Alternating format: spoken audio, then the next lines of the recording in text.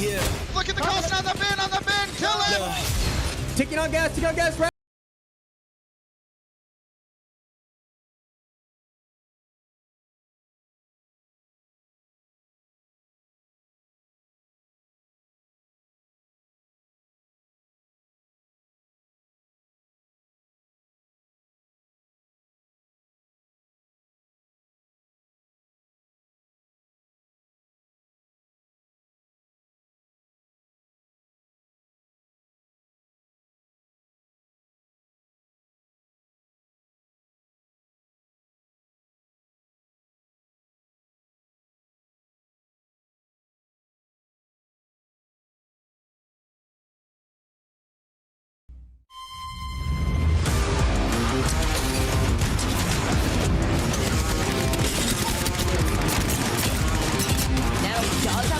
And he gets a double crack here. By yourself, Mama. I know. Valk dead. We need it. I'll come back to you guys. We'll move back to you guys. Tempest out with the car. It's down.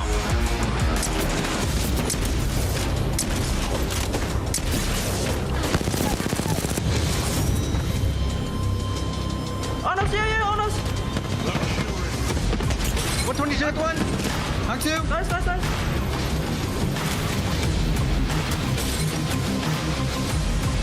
Jumping in there. Alright. I stuck Gibby. I'm nade spamming them. Great nades. Nading it too. Currently getting shot in the back. Crack one. Crack two. All dead.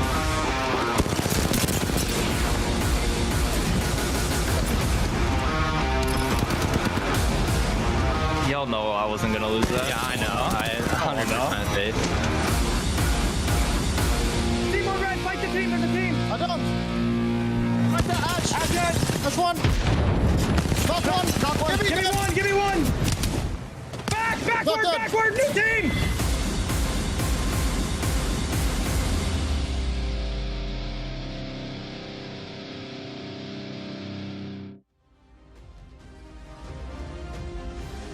Welcome back to the Apex Legends Global Series Pro League. We are enjoying our Friday night right along with you while watching some incredible NA performance today. My name is Kate. Alongside me, we got Vicky, Kitty, and T Squared. Now, this is obviously the back half of our double round robin format, which means this is the last chance for these two groups to meet up with each other before the playoffs kickoff in Stockholm, Sweden. And Vicky, we saw yesterday's lobby. It had yesterday's NA lobby. It had the first, second, and third teams in our overall leaderboards from NA in that one lobby alone. Today we've got the 5th and 6th place teams in this lobby. Is this potentially an opportunity for some of those lower ranked teams to maybe get some much needed points today? I hope so, because the Challenger Circuit teams have absolutely been popping off lately. I want to see more of that energy. We got Nightmare out in the lobby. I know they were tweeting at me saying that we're going to make you guys proud. I certainly hope so, but this is going to be definitely difficult, Kate. I mean, look at this. We got TSM. We got the likes of G2 Sentinels. Can Sentinels turn something around? We're going to have to see. Oh, that's a good call. And you know what, Tom? As we take a look at these teams in this lobby, we're going to obviously talk about the front runners, the TSMs, the G2s. But let's talk a little bit about the bottom half of this group stage here. Let's talk about our girl. Shout out to her former co-caster right there coming through with their squad. I'm excited to see what they're going to do. But yeah, look out for these other teams that have a lot to prove, right? Dexterity, Lazarus, Renegades. Renegades has not been playing a Renegades quality Apex. I'm looking forward to seeing how Madness and that squad is going to bounce back because they have so much talent. They do indeed. Now, of course, Vicky, let's talk a little bit about today's map schedule, because as we saw yesterday in NA, those two groups got their first chance to see this switched up map rotation, and based on how they handled World's Edge as the first 3 maps versus Storm Point, talk to me a little bit about what you're expecting from these two groups today as they face that same map rotation. I'm expecting some of our OG squads to feel right at home. I mean, we just saw exactly yesterday, looking at NA, how that shifted things in the overall leaderboards. Energy felt right at home. They were able to pop off. ESA, though, they didn't have that record-breaking performance like they did in day number 1. And I think starting on World's Edge is going to really display more of these OG squads showing their consistency. Absolutely. Well, no matter which maps these teams are playing on, you're going to be able to see it from so many different angles. In fact, we call it something. It's multi-view. And if you are watching on our Twitch ALGS channel, click the Command Center button below the Twitch channel player near that follow button, hint, hint, nudge, nudge, and choose which perspective you want to follow. You're seeing a quad split here. You can literally follow all of your favorite pros, all of your favorite teams, and this is my favorite part because it's something that we like to showcase in this stream as well, and that, of course, the comms. The comms that really give you a very straight from the horse's mouth understanding of what these players are facing, how they're going to react, and what that strategy then is impacted by. Tom, this feels like something that has never been done. I mean, for us, it's a new thing for the split, and I could not be more excited. It certainly brings up the level of viewership to that pro level. Some would say that makes you a pro viewer, Kate. That's your line. But also remember, you can hear them, they can't hear you. So if you're like screaming at your monitor behind you, that's not how it works. It's a very, very good point, Tom, and something to remember because we've all screamed at our screens before, and certainly we will again. But at any rate, with a lobby like this, it's going to be hard to decide which teams to keep. So many good ones. Well, luckily for all of us, that's where our analysts come in.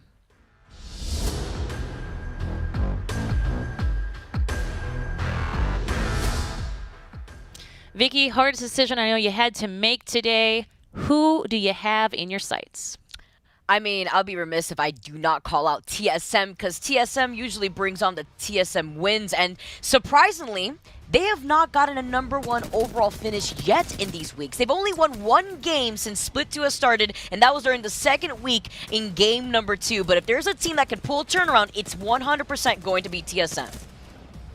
Oh, 1,000%. And I'm looking at their average placing, though, Vicky, and that's why it's so smart to put them in there. They're averaging at least 5th place in their games. It's kind of crazy that they haven't gotten a win. But G2, that's a team to definitely watch out for. Their average placing is 7.2. Shout out to Chrono for these stats. They've picked up some wins along the way. It looks like they've picked up 2 so far and a handful of second places. But I don't think they're satisfied. And I'm looking for G2 to come through hungry. Sometimes they'll go through and have a great performance, and they'll follow it up with a kind of a lackluster one.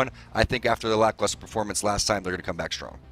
And following G2, it's got to be Complexity. With Reptar taking a break from the competition, the McCarthy Super Bros, Ice Shining and Muffins, have really been shining alongside Monsoon. We've seen some amazing clips coming in from Monsoon since the start of Split 2, and I can't wait to see Complexity bringing out everything that they got. Oh man, this is excellent. I will say the reality about these teams is that they have done so much to get here. And Tom, I gotta say, I feel like the 3 teams you just mentioned are going to be the kind that can not just be consistent, but can pop off in that combination. Whoo! Yeah, I mean, it's a very stacked lobby. Don't be distracted by the fact that we don't have the top 4 teams in here. You still have TSM, the winners from the previous split playoffs, and that's really all you need to know in terms of how fast this lobby is going to be ran. Absolutely. Well, these teams could be lethal in this lobby. Consider yourself warned, as match #1, well, it looms just around the river bend.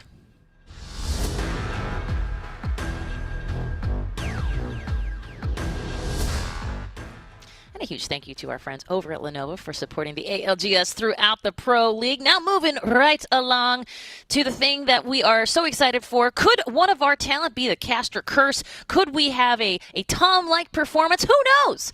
We're going to find out now with our talent predictions, see which one of us has chosen which team for today's NA breakdown.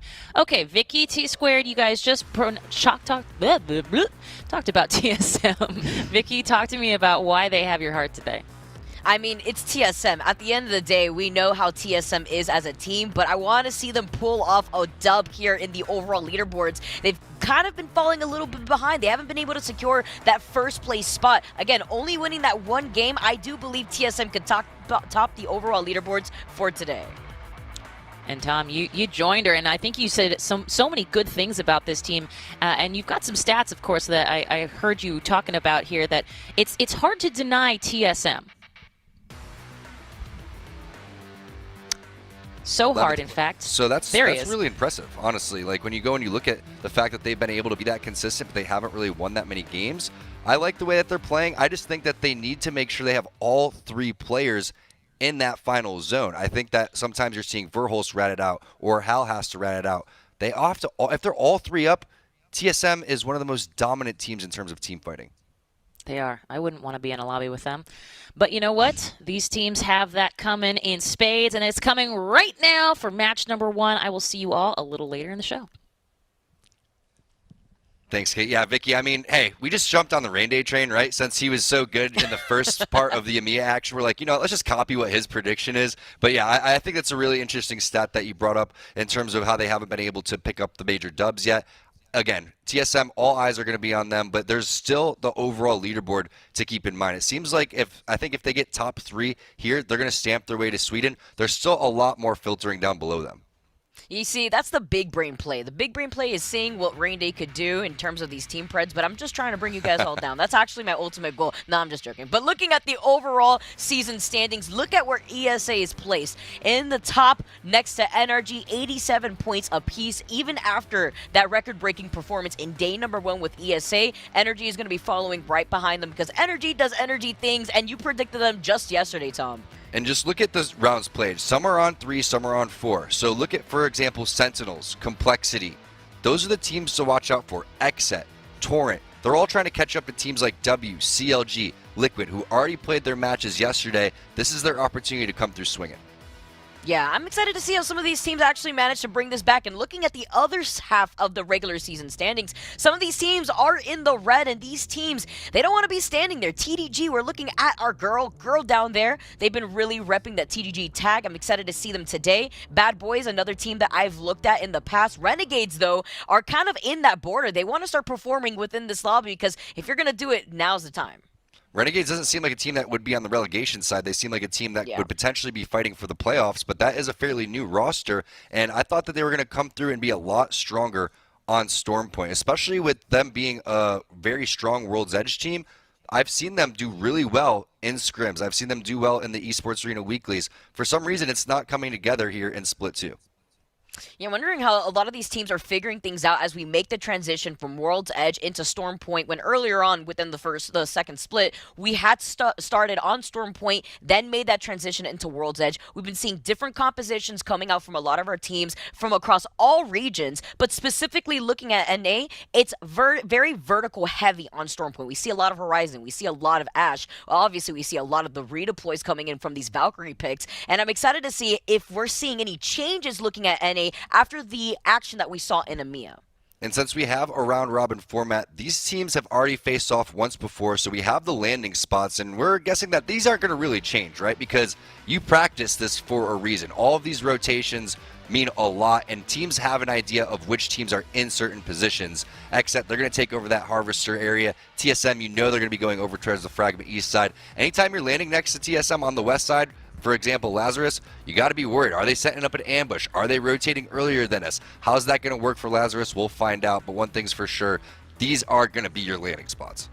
Yeah, you also have to wonder here, where is that circle going to pull? Is that going to prioritize TSM to either get the beacon and no name, or are they going to start prioritizing the circle and then scan the beacon on the way there?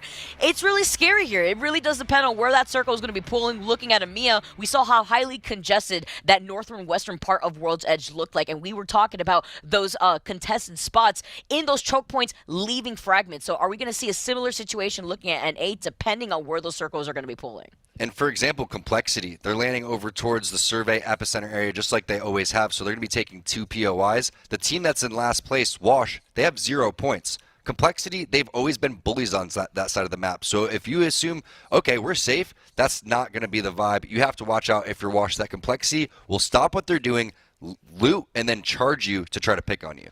And Complexity's been doing great so far. Overall, we saw them in the standings. They were in 13th place, right behind Sentinels. But we want to see more from Complexity. We want to see more from Sentinels. I'm excited because overall, looking at EMEA, now looking at NA as they've progressed, a lot of these teams have been figuring things out on a much quicker pace than we were expecting. And that's what I really like to see in terms of the competition, keeping things hot.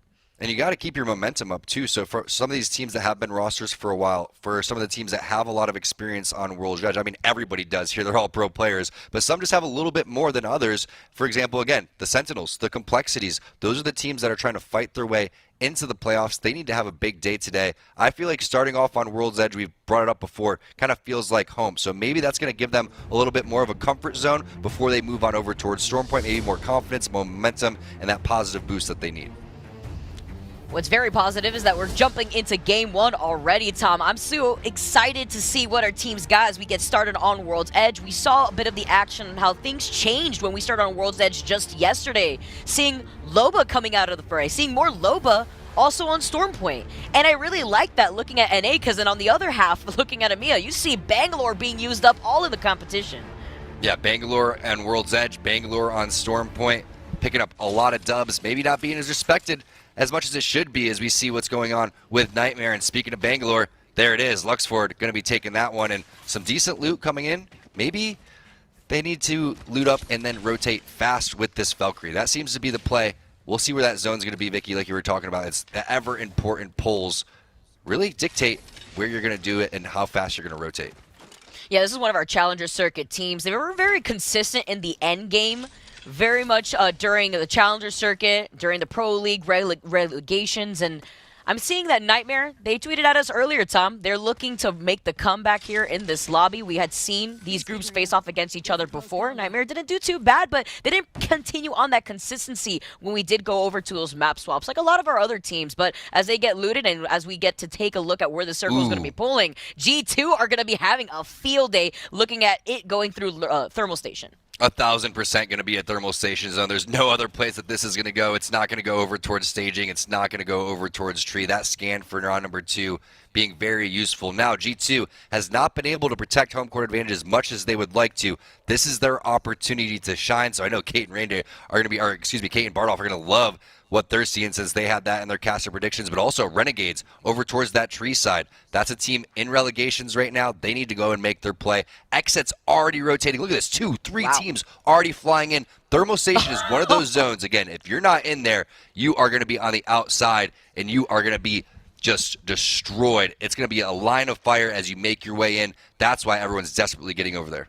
What's crazy is we could see how quickly so many of these teams are going in for these rotations already into that next circle, and I can only imagine, are any of these redeploys, because these cursors, they're moving so fast. Look at G2's position, though. Really smart on G2 to hold that back-end building, as Xset is gonna do the exact same thing. Maybe an early fight, or maybe some respect that's bought here for both these teams if they do want to secure some of these buildings. And holding onto this building is also going to be important, because this is where the beacon is over by Thermal.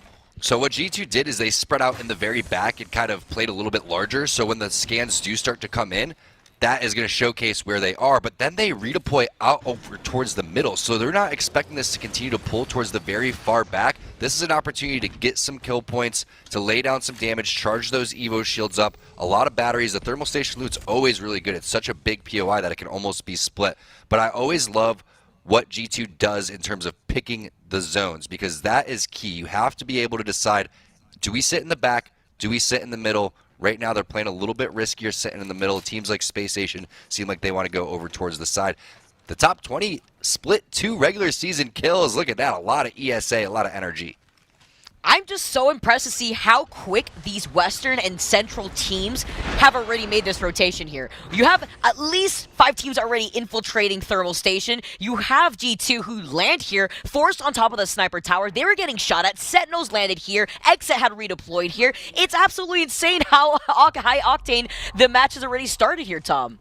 You see Presley, he's going to be the first one to go down. That was Serial hitting him with a finisher, so I'm not quite sure how that was going down. But Sentinels over here on the platform, so many different endings, right? There's a platform ending over here by the rocks. There's a handful of endings that are going where these buildings are. You have one that's by that giant rock. You have plenty of them that are over towards inside Thermal Station. We've seen Thermal Station endings going forward, but a lot of them ended inside. If it's going to be in that back area, once you are in Thermal, having to push your way over towards the back, not a good situation to be in. So it's going to be really fun to see what zone is going to be.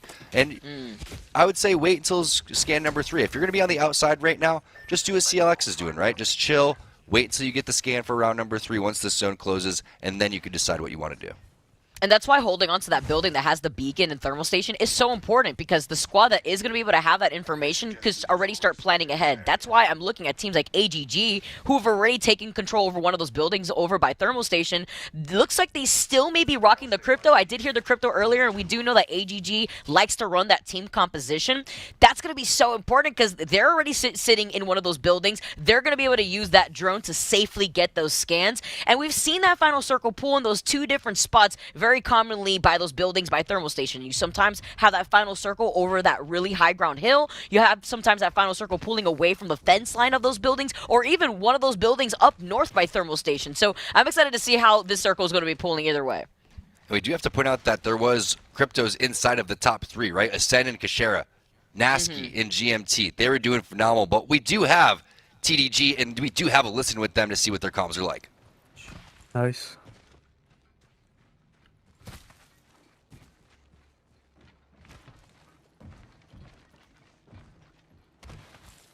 I don't really know their rotating patterns. Are they usually gone by now? Or They're still there. So I saw somebody right there. Someone jumped down. Yeah, by the rock too. This is the backwards. You guys need anything? I got bats. You guys need bats? I'm alright. I got 2. I have You 2 guys want to bets. just take this boon and fly out?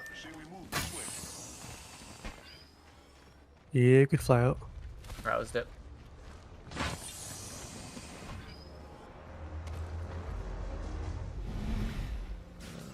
You want to go lava side, or do you think we can even get in containment? I think containment might be a little hard.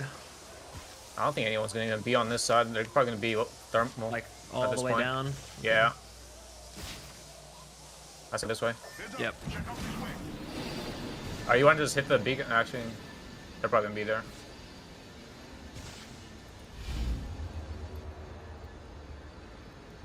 There's crafting here too. Yeah, you guys can craft. Do we need anything? I mean, I don't have any med kits. I'm but- chilling. You guys need anything? I'm gonna grab some medkits. That's it. I got 4. You guys, I can drop you guys too. Look. Heal up. I'll use my syringes. I can hold them.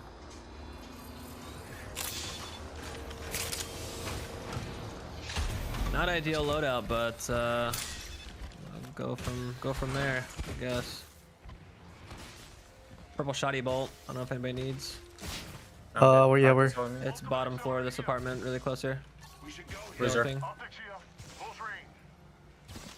I can hold on to that. I'll be double bruiser. Fell through right there. Why is there no sights whatsoever? Like a 1x or something. There is beacon here. You gonna scan this? Yeah, might as well. Yeah, why not? I'm gonna wait.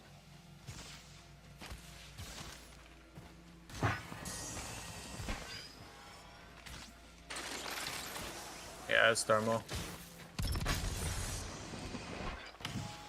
Hitting the beacon. Do you? Nah, no one's gonna be on the side. Without a doubt. Ooh. One of these buildings might be dope to have. Like high ground. Yeah, I think they might already be.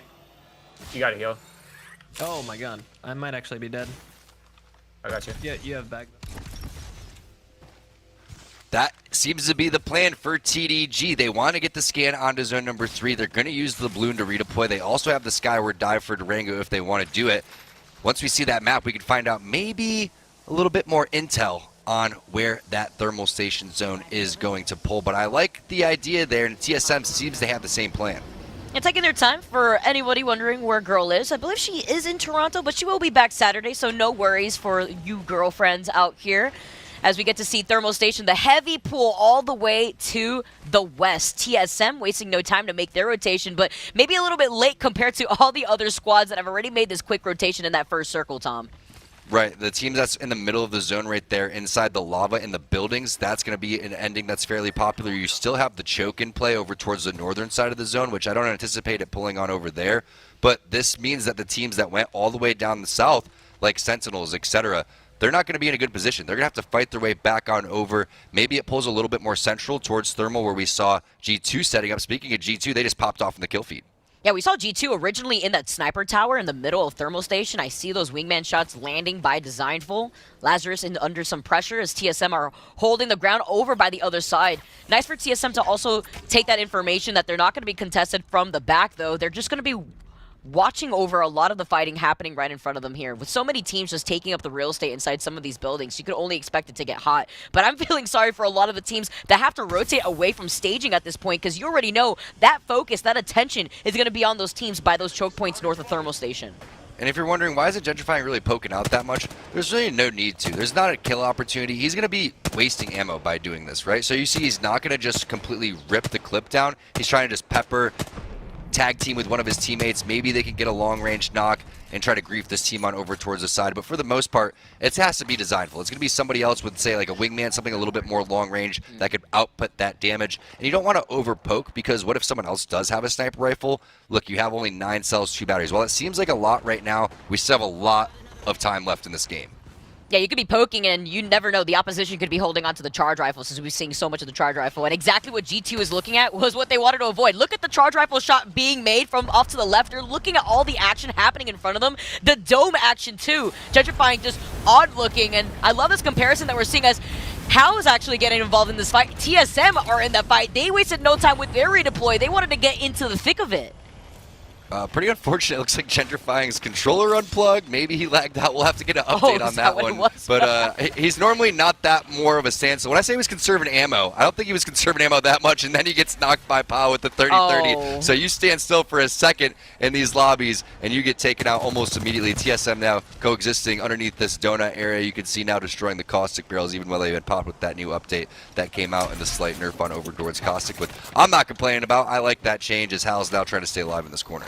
It's just such a tricky spot to be in right now if you're TSM. Again, we know how many squads are already taking control over the buildings off to the south of where they're currently located, and we know that there's already a team that's holding onto the building off to the right. It's going to be a Caustic squad, as Lazarus, another one of our squads who have been running the crypto. We were talking about AGG before. They were running the crypto earlier on within North America, and Lazarus also been trying to get Vize to have that same type of impact. But being on the crypto and having this beacon up on the high ground, nobody's going to contest you. You're just going to get that free information.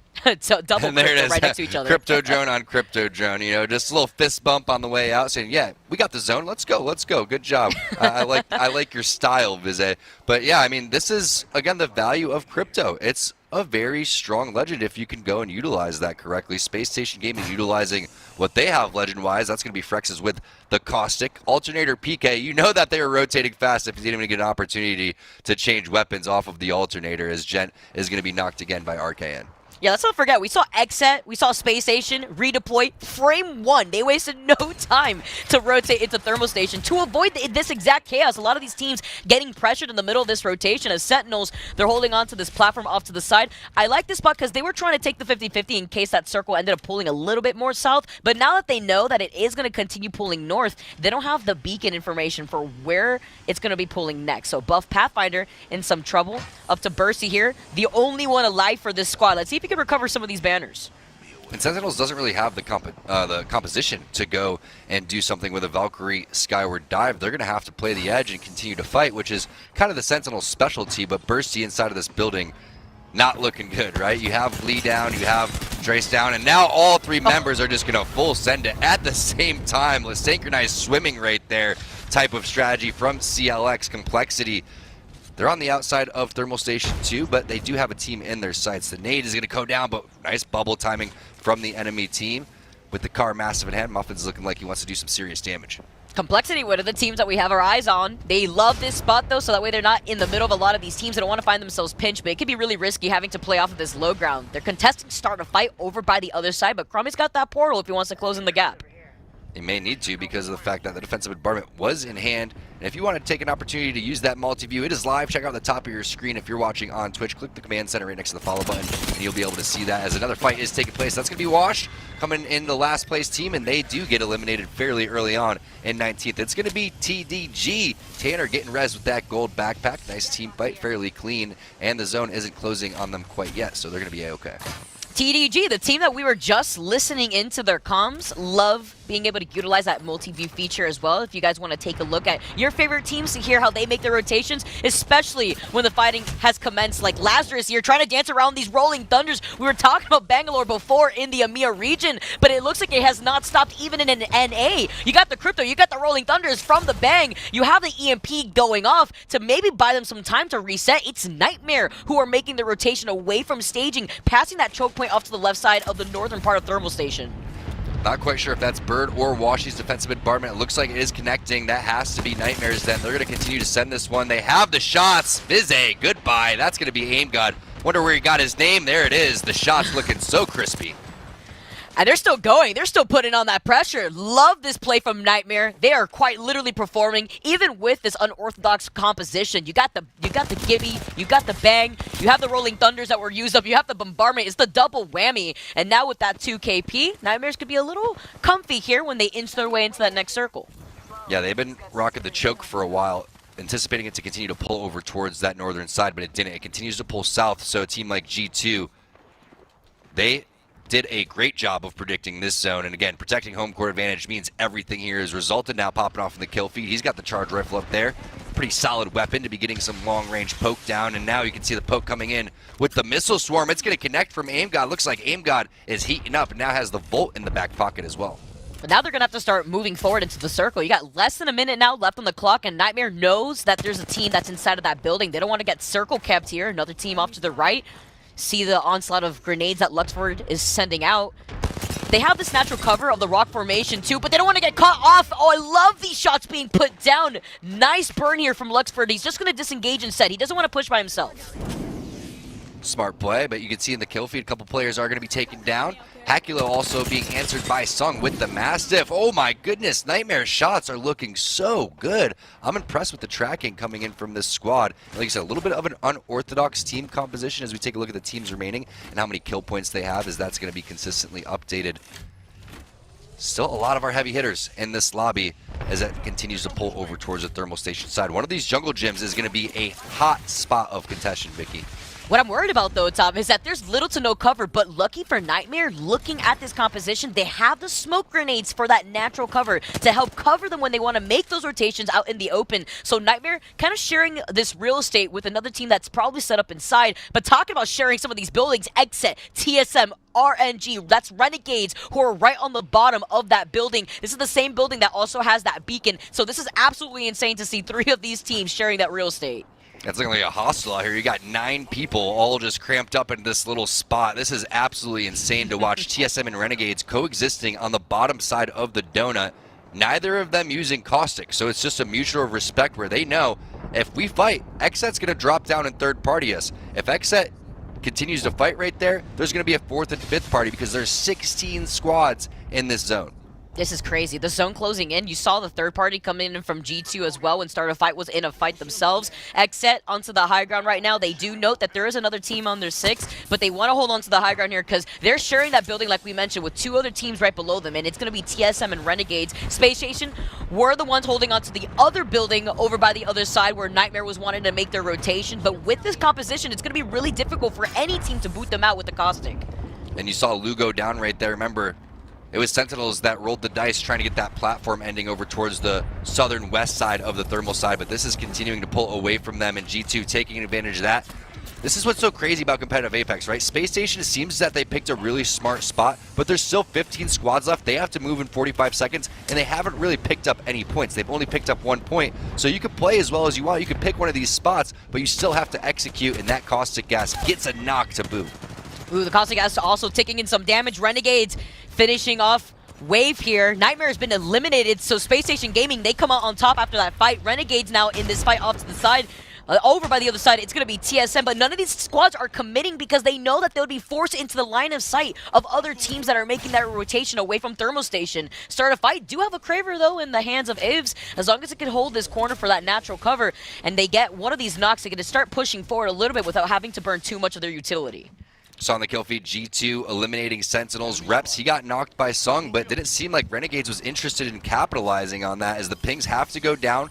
The ring is starting to move, and they have to make their play. G2 is going to have to come down from this high ground, and this have to be a bubble play. Meanwhile, that donut building, I'm not quite sure if it's in. We see that zone collapsing on over there, and Sung, he's on the outskirts. Hal's going to make the portal, but to what part of the jungle gym do you put the portal there, Vicky? There's so many players. Renegades, too, now have fully sent it on to the rest of TSM when Hao had put down that portal. Oh, that is so difficult. With that early rotation, you were in the line of sight of G2. Wasn't too sure if there was complexity still hiding on the other side of that pipe that was waiting for Hao over by that portal, but G2 now have dropped from their high ground. The ring is closing in, and all these teams are dropping like flies. That's actually the worst placement TSM has had in all of Split 2 in the Pro League, going out in 13th or 12th place. Their lowest before that was 11th, but look at that kill feed. It's going bananas. It's absolutely insane. 7 squads left. You can see Start a Fight over to the side. It was Complexity that was waiting for Hal on the other side of that portal. Start a Fight now are playing off of the high ground, and that's probably Space Station Gaming that Start a Fight are trying to poke at. They still have the Kraber in their hand, but like you said, it was the jungle gym out here, just with those zip lines that are going to be pulled over by where the circle is going to be finishing off. G2 are in a really good spot, though. With their backs against this ring, they know that they're not going to get pinched. And Space Station Gaming has done a great job. Frex is continuing to gobble up real estate over here with these barrels, and the tracking there from Frex is just so darn good. Dropping players left and right. That's going to be Torrent. They're going out in 6th place. Now we have 5 squads remaining. 1 squad is not a full squad, though. There could be a rat, could be a duo somewhere. But one thing is for sure, like you said, G2's in a good spot. Complexity's looking good. Saucer is the one player that was eliminated, but now getting respawned with that mobile respawn with a lot of different ammo over there. You can see a lot of different death boxes to go and pick through. You're going to be able to get your armor back, any weapons that you would like as well. But taking a look at who has the advantages right here, you got to give it to Complexity, right? You got to love their positioning sitting forward. Space Station Gaming, they're going to have to come from this high ground and make their way past this lava, which is going to slow them down, and they're going to take damage. Yeah, it's going to be so scary, and they have to dance around a bombardment. I mean, Space Station now dropping down. They've used up the dome. Renegades, though, they just got that res onto Saucer, and he's trying to delay the inevitable, but the ring is closing in right behind him. What do you do here? He's on the Valkyrie, so he can at least fly above all the chaos temporarily. G2, though, here on Designful, he doesn't grow wings. Thank goodness. Do not want to see a Caustic flying around my games, but Start a Fight, though, they're on the high ground. They have the Kraber. Only 4 bullets left in Abe's hands. Imagine Caustic flying at you with the Nox gas grenade. I'd be donezo. G2, they're trying to finish this one off. They started off in Thermal Station. They're trying to end this one in Thermal Station. Gentrifying, looking solid. Saucer has somehow managed to live throughout all of this. Looks like he's one of our observers, but no, he's actually in the game. You would think that he's inside of a drone, that he's playing crypto. You see he wants the that gun so bad. Oh my goodness, that has to be bait. I don't even know. That is too good to be true. More guns being tossed out on the ground. I mean, I wonder what's going to happen up there, but Space Station fighting on the low ground, dancing around this dome. See the PK and the Volt in the hands of Frex, but they've lost, dropped, and Start a Fight are also down crummy. A lot of these unfinished squads now trying to reposition.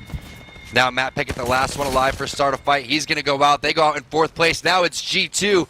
In a straight-up bloodbath over towards the Thermal Station side. This is easy pickets for them. They're going to go for the players on the ground to get the extra points. It doesn't really matter because now it's a 2v1 in G2. They defend home court advantage over towards the Thermal Station side and just pick the lobby apart. I know we saw those early rotations, but Tom, I would have honestly been surprised if it didn't go in favor to G2. I mean, this is their drop spot, and they were able to defend it successfully. We even saw the quick swap up, leaving those houses off to the side, predicting that they would rather take the 50-50 on top of the sniper tower of Thermal Station than take their chances. So even though they were denied that beacon with so many teams taking up that building alone, we saw Renegades, we saw TSM, we saw Space Station overlooking all of the action, exit on the high ground. They still were able to hold a really nice position to actually plan out their next rotation. That's what you expect from a playoff caliber team. G2, 24 points, but Space Station Gaming, I thought that they were not going to be able to pick up that many kills, Vicky. You saw how slow it was from their point of view. They had 1 kill going in from zone number 4 into zone number 5. Then they picked up 10 more along the way. 12 kills for G2 and a dub, 11 for Space Station. That's how you know it was so chaotic for that final circle. We saw so many players dropping like flies. Renegades coming in 3rd when they got that res. Saucer was able to live long enough to be able to get those placement points. A lot of our squads that are trying to make it into the playoffs too, like we mentioned, Complexity on the outside looking in, they finished with a top 5. Renegades, who's trying to get out of relegation, they came in 3rd place. Nice job by them. Torrent is another team to keep your eyes on. Nice job by TDG getting all the way to 7th place. Not an easy zone to deal with as we take a look at the second page and find out who wasn't able to accumulate that many points. One thing's for sure, TSM going out in 14th place, not what they were looking for, not what anybody expected. And then Sentinels, the dice roll, going on over towards the platform, expecting the zone to go over there. They just don't have the composition to make that double rotation. I wonder if it was just a tough position to be in when they decided to commit with that redeploy to get into the thick of the fighting. They were overlooking everything coming away from Tree, but TSM going down that early, I don't think I've seen a picture like that before. That was wild, but you saw how many teams were over there in that donut building. You had Renegades over towards the side. You had another team XSET that was above. Those teams ended up placing further than they did, and it was just that portal, unfortunately, going on over towards the jungle gym. All the real estate was taken. All the teams were playing that very disciplined, a very slow and methodical game that just blew up in zone number 5 as you take a look at the damage and the kills.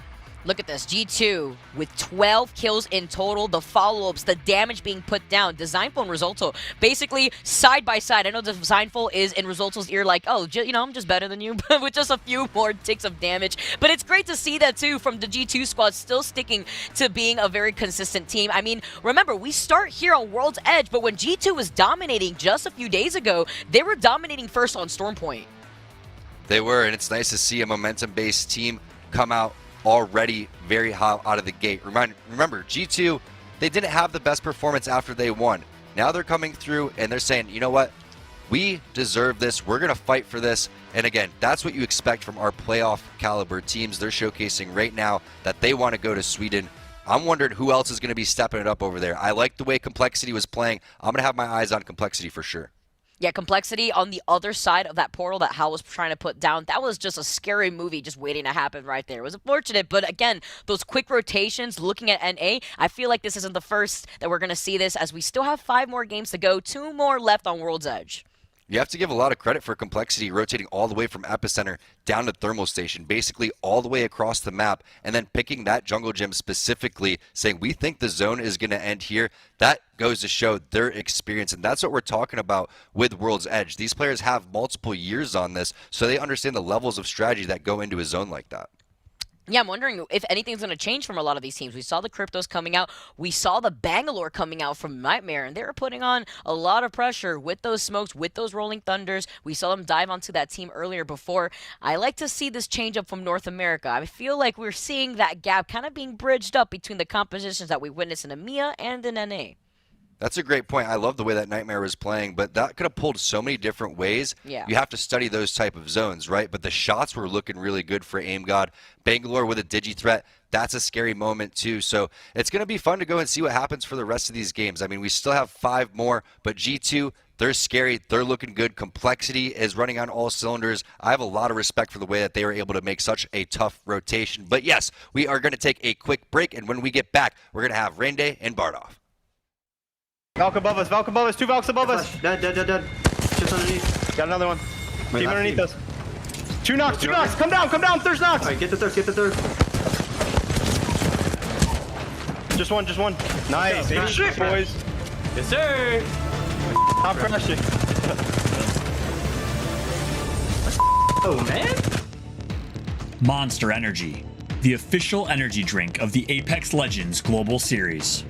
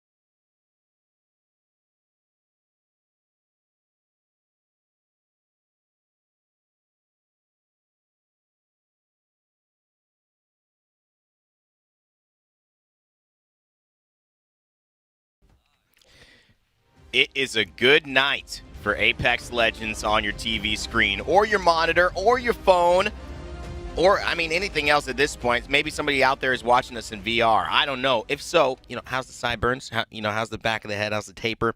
Anyways, it's Rain Day and James here to bring up some light, lovely, fun energy for your Friday night. James, for you, it's Friday morning, and I heard some chocolate was involved just to keep the blood flowing, getting ready to cast Game 2 here. Absolutely. A little bit of caffeine, a little bit of sugar, and lots of Apex to come.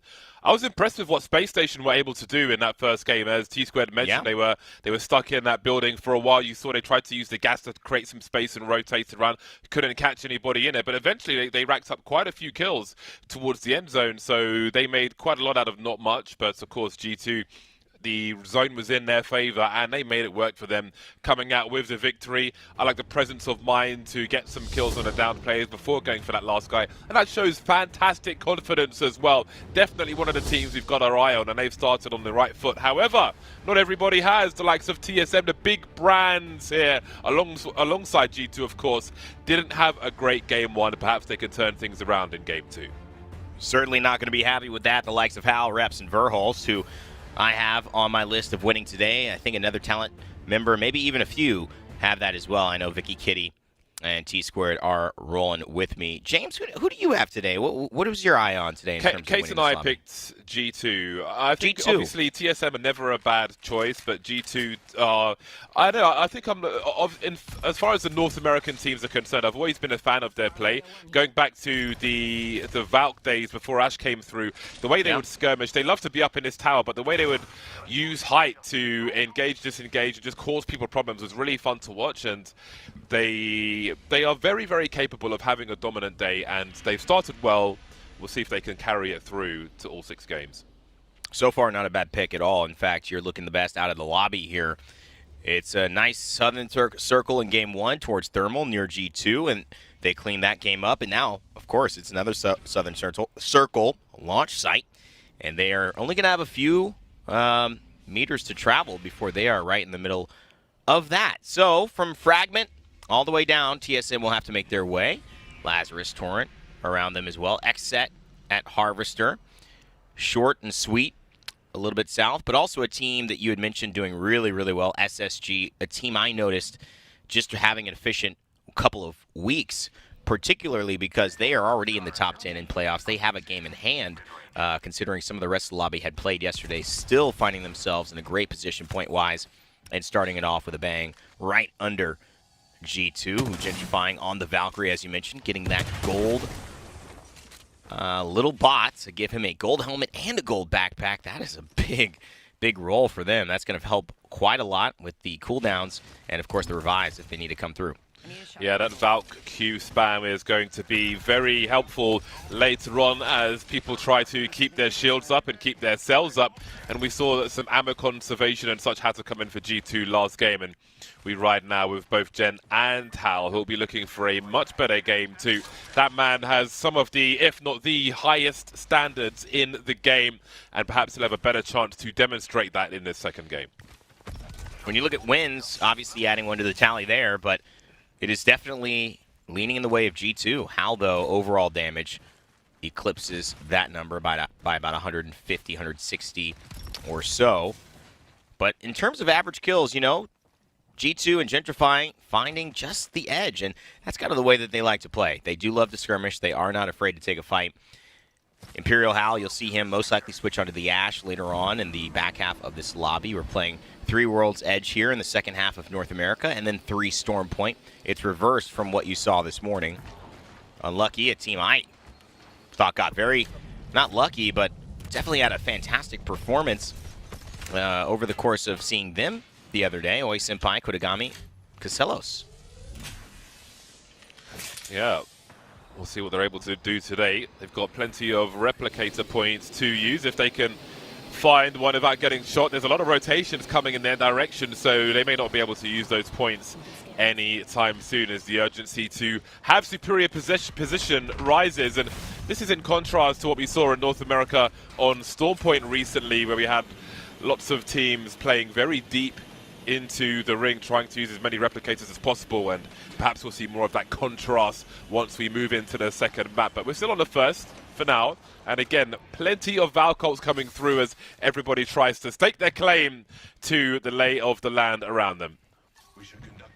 Landing near Dome is Torrent, Urice, Rambo, RKN. They smell a little bit of trouble, not afraid to answer back the call.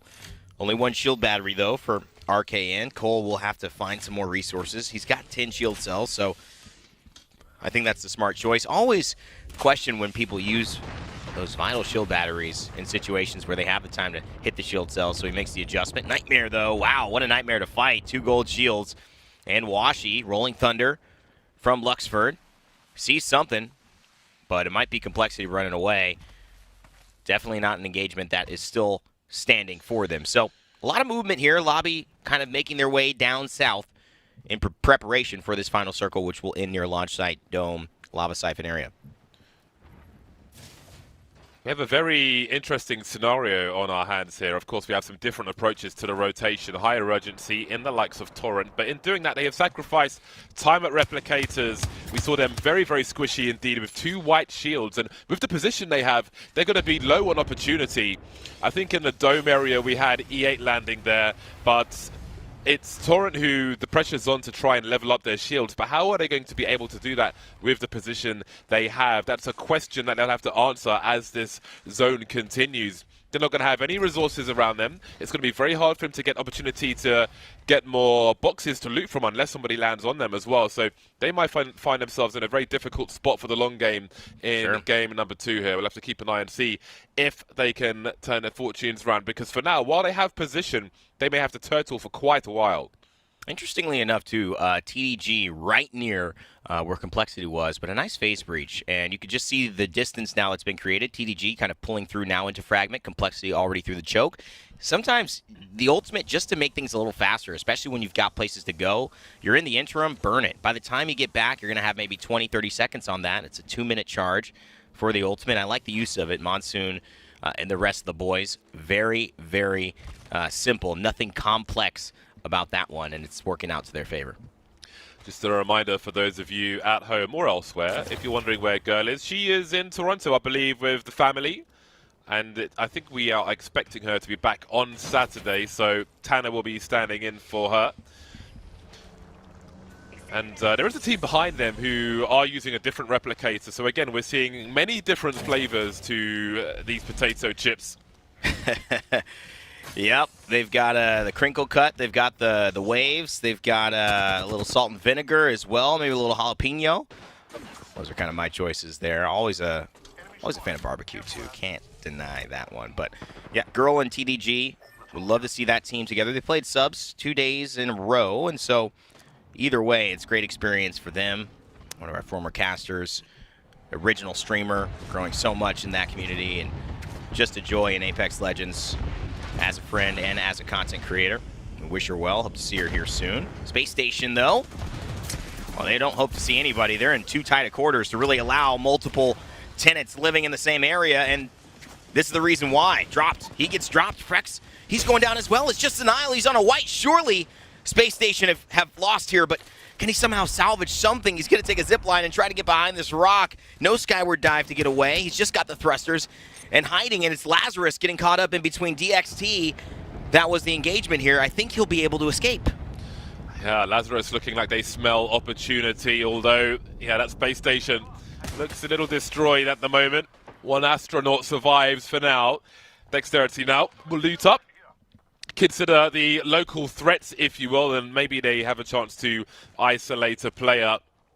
Have to think about their next move as well, and their back, of course, as they face one team at their front, but there will be more teams rotating in that direction. Lots to think about in Apex, a very dynamic game. Many threats could come from many different angles, especially with all these Valkyries, and Wash, they're going to be in some trouble. The floor is bleached by the likes of TDG. Get some nice KP. So that must have been the other team that was at the other replicator further back rotating through, and they were punished, and I'm sure Girl will be proud of this situation.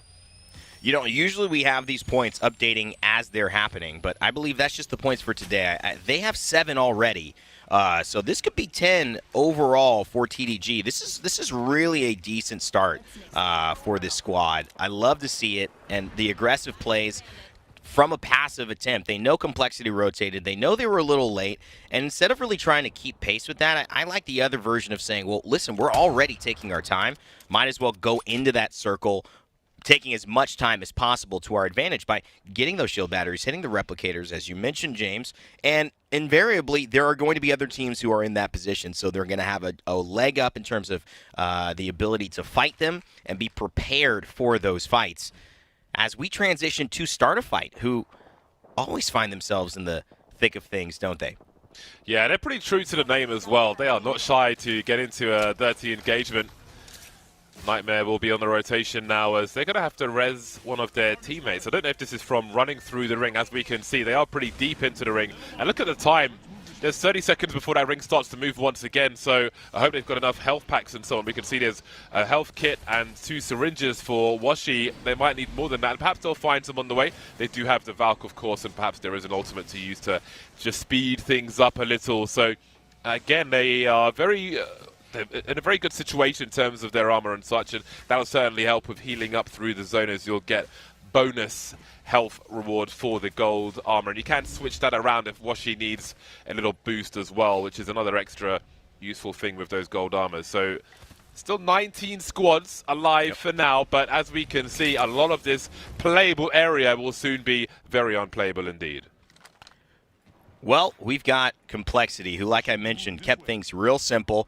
Let's rotate early. Let's get involved, head towards the launch site, put ourselves in a position to be in a final 10. It's Complexity and a listen in here as they manage the rest of the 19 teams in this lobby. So like scout launch site if we hit our Valkyrie here. Yeah. It would be he's loading up, yeah. Yeah, on southeast. Might need to hit a Valkyrie here. We have info right now. Come on. Okay, come on. where to then? We need to, I think, go like into launch potentially. Like either over launch, something like on my mark, like the blue bins or that little ridge. Be careful here. Okay. 45 on him. Cracked. We need to find somewhere to play. Okay, It might be back here. We can go it's probably here. back there. Yeah, yeah. We can go might need to use platform and Ashel. Valkyrie from that. Do we want to use Valkyrie or Ashel if we're gonna Valkyrie? They're trying to look. They're trying to look north, guys. Well, we should probably slide off. Yeah, I'm ready. Okay. 3, Ready? 2, I'm going. 1. They're gonna peek out. Yep. I believe there's a caustic barrel up there too. There's a body here. Body Careful here. windows. Careful windows. Yep. Grabbing cells. Okay, we should probably go blue bins. I'm selling. Yep. Yep. Popping about. Selling again. They're trying to throw nades. Careful. They ready might for try my and walk up HTTP with left. Caustical. I'm They looking definitely around. might. One's on perp. Alright, well, I'm down to try it. I feel like we need to just do it with If chaos, we can guys. like play over here. Yeah. It might have to be on zone close. We might need to like take plat or something. Yeah, like we could. Yeah, if this team's like greeting out this rock, we could take part of the plat. That's good. Team here on mark. They have angles on us if they see us though. Careful. Yeah, I'm just hiding low Playing Earth ground. Muff then. If we Valkyrie, I hear them under us. yeah, I do. On our I southwest. hear them too. Okay, I'm chilling up here then. Yeah, I think we can get over the launch site mountain. Roger. From up there? Yeah, from up here. Okay. Yeah, they're directly underneath me southeast. There's Valkyrie thing. It's a Valkyrie. Yep. I'm gonna just come up there with you guys. Solo, yeah.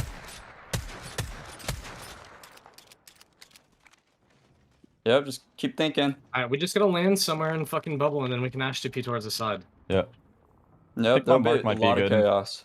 Might be playable. We can definitely try it. It's just scary if there's a Ooh. team. Out here. It's gonna I hear be like a close wraith. for me to getting over this, I think. They're under us. They just like right TP'd from under us to there. They just Valkyrie. Valkyried from the back here. I don't know if that wasn't Siphon. If it, No, that was Siphon's that was still the in. middle siphon team.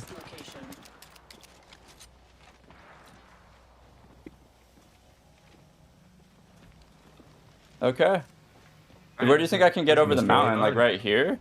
Probably. Oh, we could curve through alley, or yeah, you could maybe go over that. Might have to curve through. We'll see how high we get. Okay, Yeah. okay. I'm pretty sure we might just be able to clear that shit, but Okay. if not, team's Yeah, rotating you. there now. Yeah, just call. Just be ready to call stuff. Yep. We got this. We got this. Composure. All right. Let's When do you want to rip it? Pretty soon here for sure. Think about now. Probably like, yeah. Yeah. Yeah. Okay. Yeah, we make this shit so Okay, fucking nice. easy. Go over right. Someone's There's already teams getting shot dying right there. here. Okay, All right, fly like over. right Let's here, see though. Is this ultimate better? low. Fly over and see if like ultimate low here is taken. My Is mark that might team be there? playable right here. Let's try it. Go Mark. Go Mark. They're gonna peek on your east. I'm trying to look for Get you. ready to move down here. There's nobody down there. Yep. You look. We're holding. They're also just around the corner here. Getting Yeah. EMP'd. Yeah. Get ready. I'm trying to hold. Get ready to I'm bubble healing. if they I'm fucking getting rid of them. I'm just holding while you heal. Yeah, there's giblets going on over here too. All right, I'm healing now. You hold. There's nobody inside this either. Nobody inside the alleyway. Perfect. Just watch for zone. Look at it. Think about what we do I'm gonna now. look for WAP, okay? I'm gonna look for Right WAP. here. Heard that. I'm posted. I can crouch right here and otherwise pretty much everything, by the way. Well, they made it there, James, but still a lot of work to do.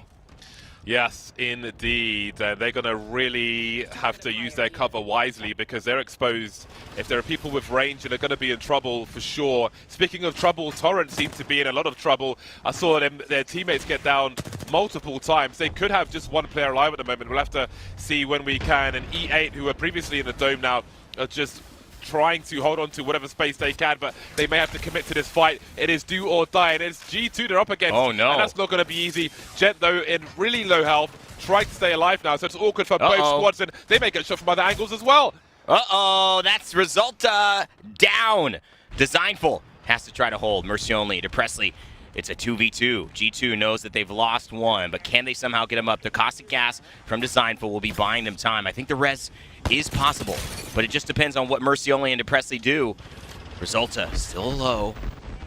Designful doing everything that he can. He's just got the eye. There's no worries, actually. They're going to get him up really easily. Gent knows that Designful is holding this angle. It's beautiful teamwork there. Good communication. You're going to get shield batteries off on all three, and that means it's going to soon turn the tide towards G2. Complexity, though, eliminated in your kill feed by none other than TSM. What a turn of events there. It looks like they didn't have the cover that they wanted, James. Jet got 30-30 and then fell off the map. He's in the lava now. Nobody to recover. I just saw him going off the side of the screen. Of course, the box will be there. I'm surprised more people aren't right now. I mean, just go up and punch him. I mean, you could really get a kill off of this, especially for the big boys.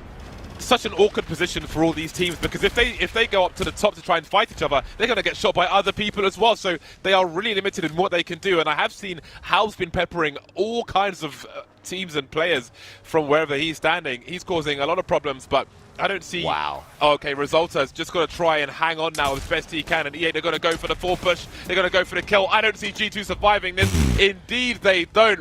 Out in 15th place. They won't be happy with that at all. No, after winning game one, but this is TSM. Oh, they love this type of zone right here. They play these rocks, they play this lava. They're so good at hitting arcs, hitting nades, and hitting shots. TSM, Imperial Hal, commanding the game right now, getting it down again. It's DXT, 7 kills to TSM this game, 8 kills so far, almost on the way of Hal. If they can clean up wave from DXT and Renegades all the way above them, I'm not sure they want to pick a fight with who's below. Hal trying to get 2 games worth of points in one after the first offering. And he's still going. You can see the importance why he's always telling his teammates to have grenades now. Moves to 8 kills as Reps finishes off stomps with Thermite.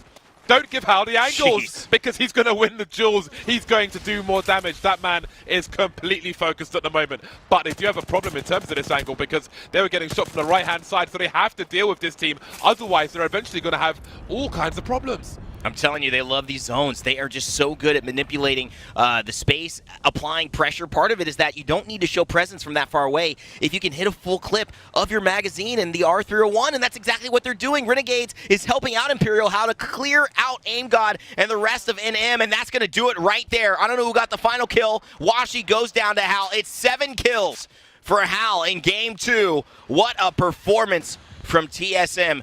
We said they might be our favorites to win. 3 of the talent picked them here. G2 took game 1, but it's looking like more and more it's going to be Renegades who have an opportunity to challenge TSM to stop them from what could be a 30-point type game. you could see how important that was, and Renegades maybe not realizing how important those kills were for TSM. They had to eliminate that threat, otherwise they don't have any safe haven. Now suddenly they have all this space. You can see how out there he's finding himself a Spitfire. He's doing even more damage, moving to 8 kills, 11 for TSM in total, and he's seeing more options now, more offerings. This team are going to have to press forward into the crosshair of Hal, and there's even more opportunity for TSM to have an absolutely ridiculous game. Mama, there goes that man. Hal with a Spitfire in his hand. Watch out. He's cleaning up the lobby. He's mowing down anyone in his way. Do not come over here, Valkyrie. Do you know what's waiting for you? It is a headshot and a hip fire. Verholz, though, he gets out of dodge. He knows that Hal can't make it alive, and that's because Sentinels come in to steal the thunder, but TSM have already done enough. They will almost assuredly take the top points in this lobby, but can Sentinels actually pull out a win? 16 kills for TSM. If they kept going, we might have run out of numbers. Now we can see all the teams playing on the edge. Lou is out there, and so is the Crypto ult, which will give them location information when the damage comes up, give them an idea of where these players are.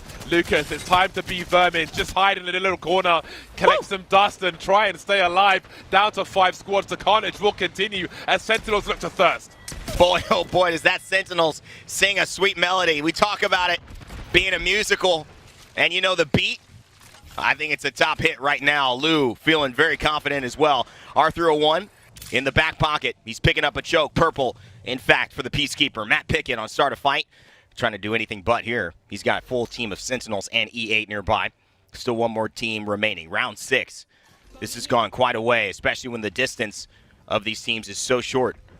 Albeit, even though it's short here, the distance between some of the play, it seems miles apart. If you want to watch all of these teams' angles, check out Multi-View. It's the opportunity to see how they approach this final circle, as now Sentinels, 9 kills, approaching double digits themselves, James. What a game they have put together here. And if they can win, they will surely be saying a lot to this lobby.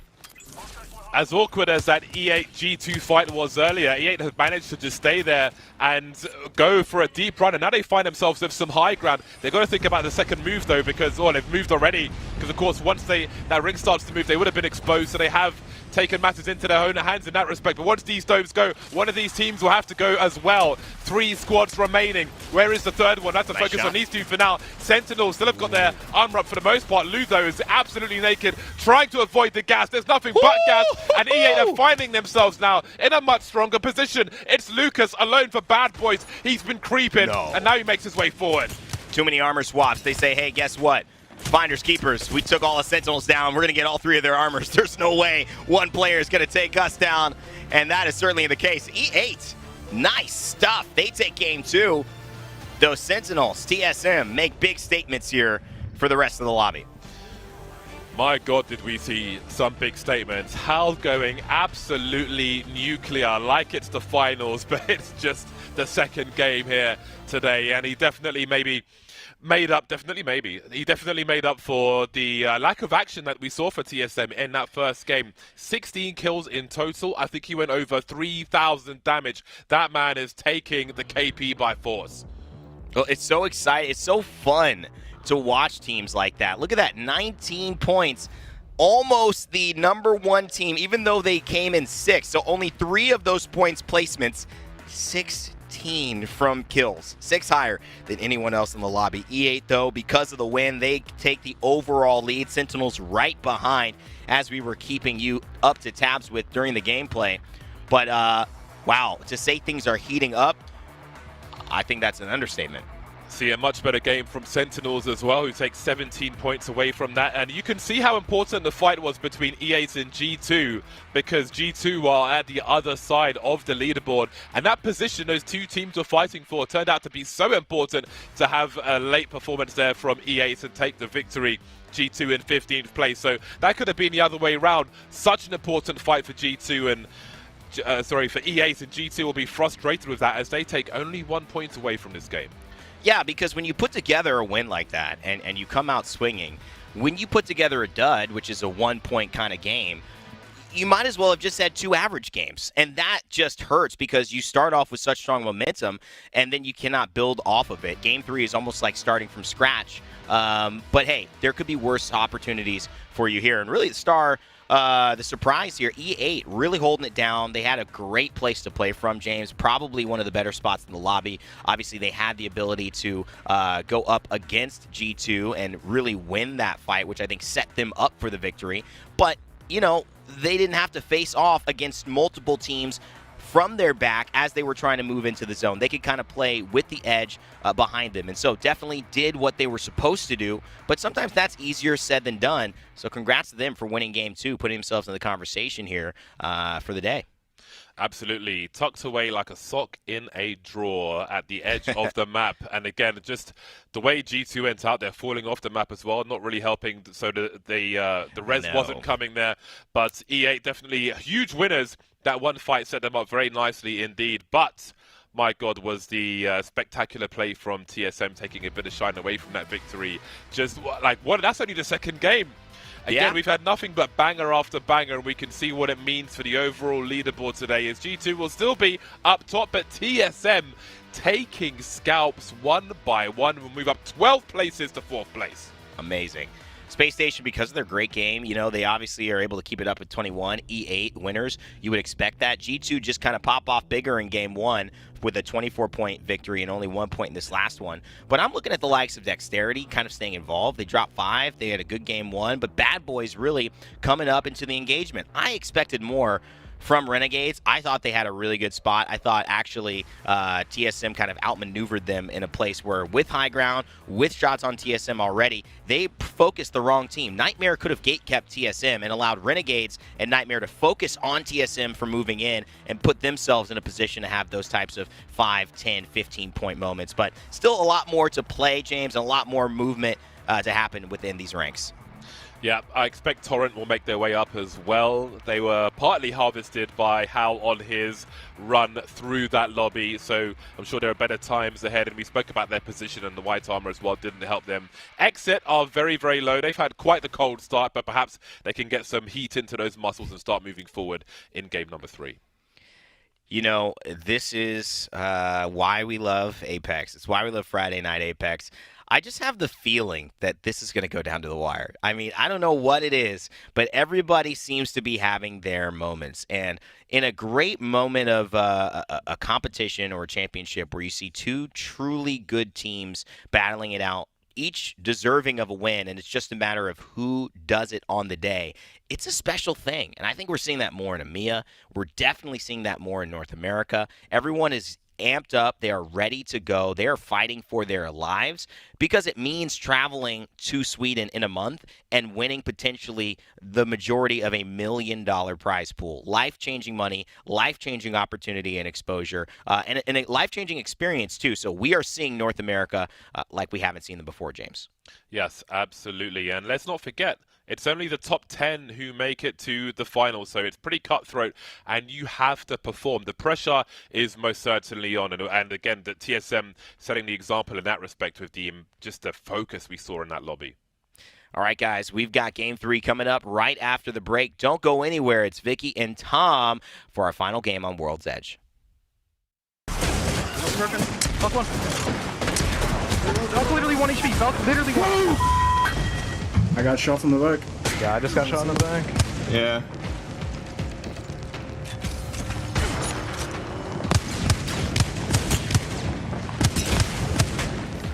Let's go, baby! Let's go!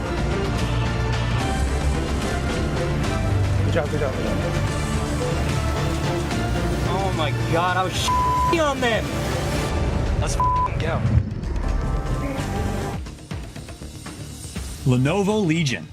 Gaming PCs that are stylish on the outside and savage on the inside.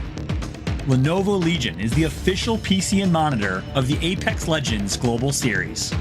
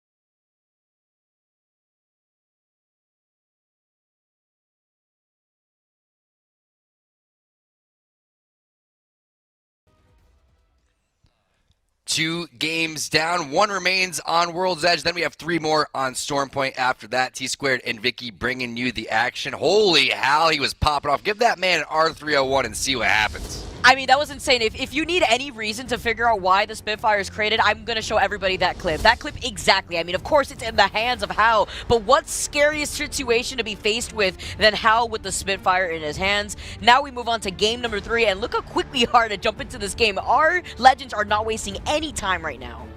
The CEO of Apex. I would have loved to see TSM continue to live right there, but Sentinels ends up dropping him. I think the bubble came out a little bit late. Would have loved to see a little bit more support for the boy that was going for his 4K badge. He's going for 4K badge in the tournament, Vicky. That's absolutely insane. Some people have never even dropped 3K damage in their life. E8, though, they were the winners of the previous game, and that has to feel good. Presley, Mercy, and Golden. I believe Presley was the first one eliminated in the first game for Thermal Station as well, and Serial hit him with a finisher. So getting a little bit of revenge, and also 2 circles where both of them have been defended by home court advantage. That's big. 2 southern zones. We'll find out where the zone's going to move here as we take a look at the map very shortly, but it's nice to see our teams representing where their drop spots are. It's also really nice to see how close things are looking here in the overall leaderboards within this lobby, and now seeing where the circle is going to be pulling. We're moving from all the way south all the way north now, and this is what I like to see here, that diversity when it comes to the circle. It's going to be around Countdown, it's going to be around Lava Fisher, and look at that, Space Station Gaming, they're going to love this because since they landed Lava Fisher, you have that beacon right there, so they're going to have that next set of information. The only team they really have to start worrying about is Nightmare, since they can start rotating towards that southern building over by Countdown. So many priority buildings here, right? If it does go to Countdown, you're going to be in a good spot. But in terms of Lava Fisher, right where it says Fisher, right where that URE is, that building is really solid. You have the beacon building like you were talking about, the donut. And then those buildings on the outside of where that little ledge is, a lot of endings happening over towards that side. So Space Station Gaming definitely going to be feeling that. But Xset is so fast to rotate over towards the Harvester side. Vicky, look at this. They're already making their way over towards the choke to landslide. That's always been their play, too. We saw the same thing happen when we saw the circle in game number 1 pulled towards Thermal Station. Xset was so quick with their rotations, and I think that's just because Harvester usually has that beacon, so they have that next set of information. They waste no time since Harvester doesn't have the... So they don't want to waste any time, so they could loot on the way up through landslide as we take a look at TSM. What a game they had in that last game. What, 16 kills that we saw get dropped? Hal himself had over 3,000 damage. I mean, look at that. 3.3K in that game. That's absolutely insane. Really nicely done from Hal. Now he's going to be rocking the Wingman PK coming through. He has the 2X, he has the Digithreat. We know that there's a couple of Bangalores in this lobby. Nightmare is definitely playing that one, so that's going to help get through any type of visual clutter, plus the caustic gas and the barrels that are going to be thrown down. But I love watching TSM on their rotations, right? They understand, hey, we're not going to get a priority building over towards Lava Fisher, right? So let's just get extremely looted, and let's go make our play after that. So it's a little bit of an edge play until they know exactly where the rest of these teams are going to filter in. Yeah, you can expect them to start going a little south, maybe if they want to get that beacon information if they haven't already. But seeing how they're already up here, how they're already around this replicator, they can start making their next move. They're slowly going to be able to loot up before approaching that northern circle. Maybe also taking an approach through Skyhook, too, if they really want to try to face some of these teams that usually land there, like TDG. Now we see what All Glory Gaming's doing. One of our crypto teams looking for some damage in the air. Nice 30-30 shot right there. Hey, whoa, calm down. All right, playoffs is until next month. Oh, man, that tracking, though, Joe Max got to make a statement. Again, it's about sending a message, and All Glory Gaming has been one of those teams that has been absolutely playing out of their minds. We were talking a lot about them day number 1 for a reason. They're one of the few NA teams that have been running the crypto and finding so much success. They really play into this team composition so well, where they're able to get a lot of these beacon scans, get that next set of information without having to overextend thanks to that crypto drone.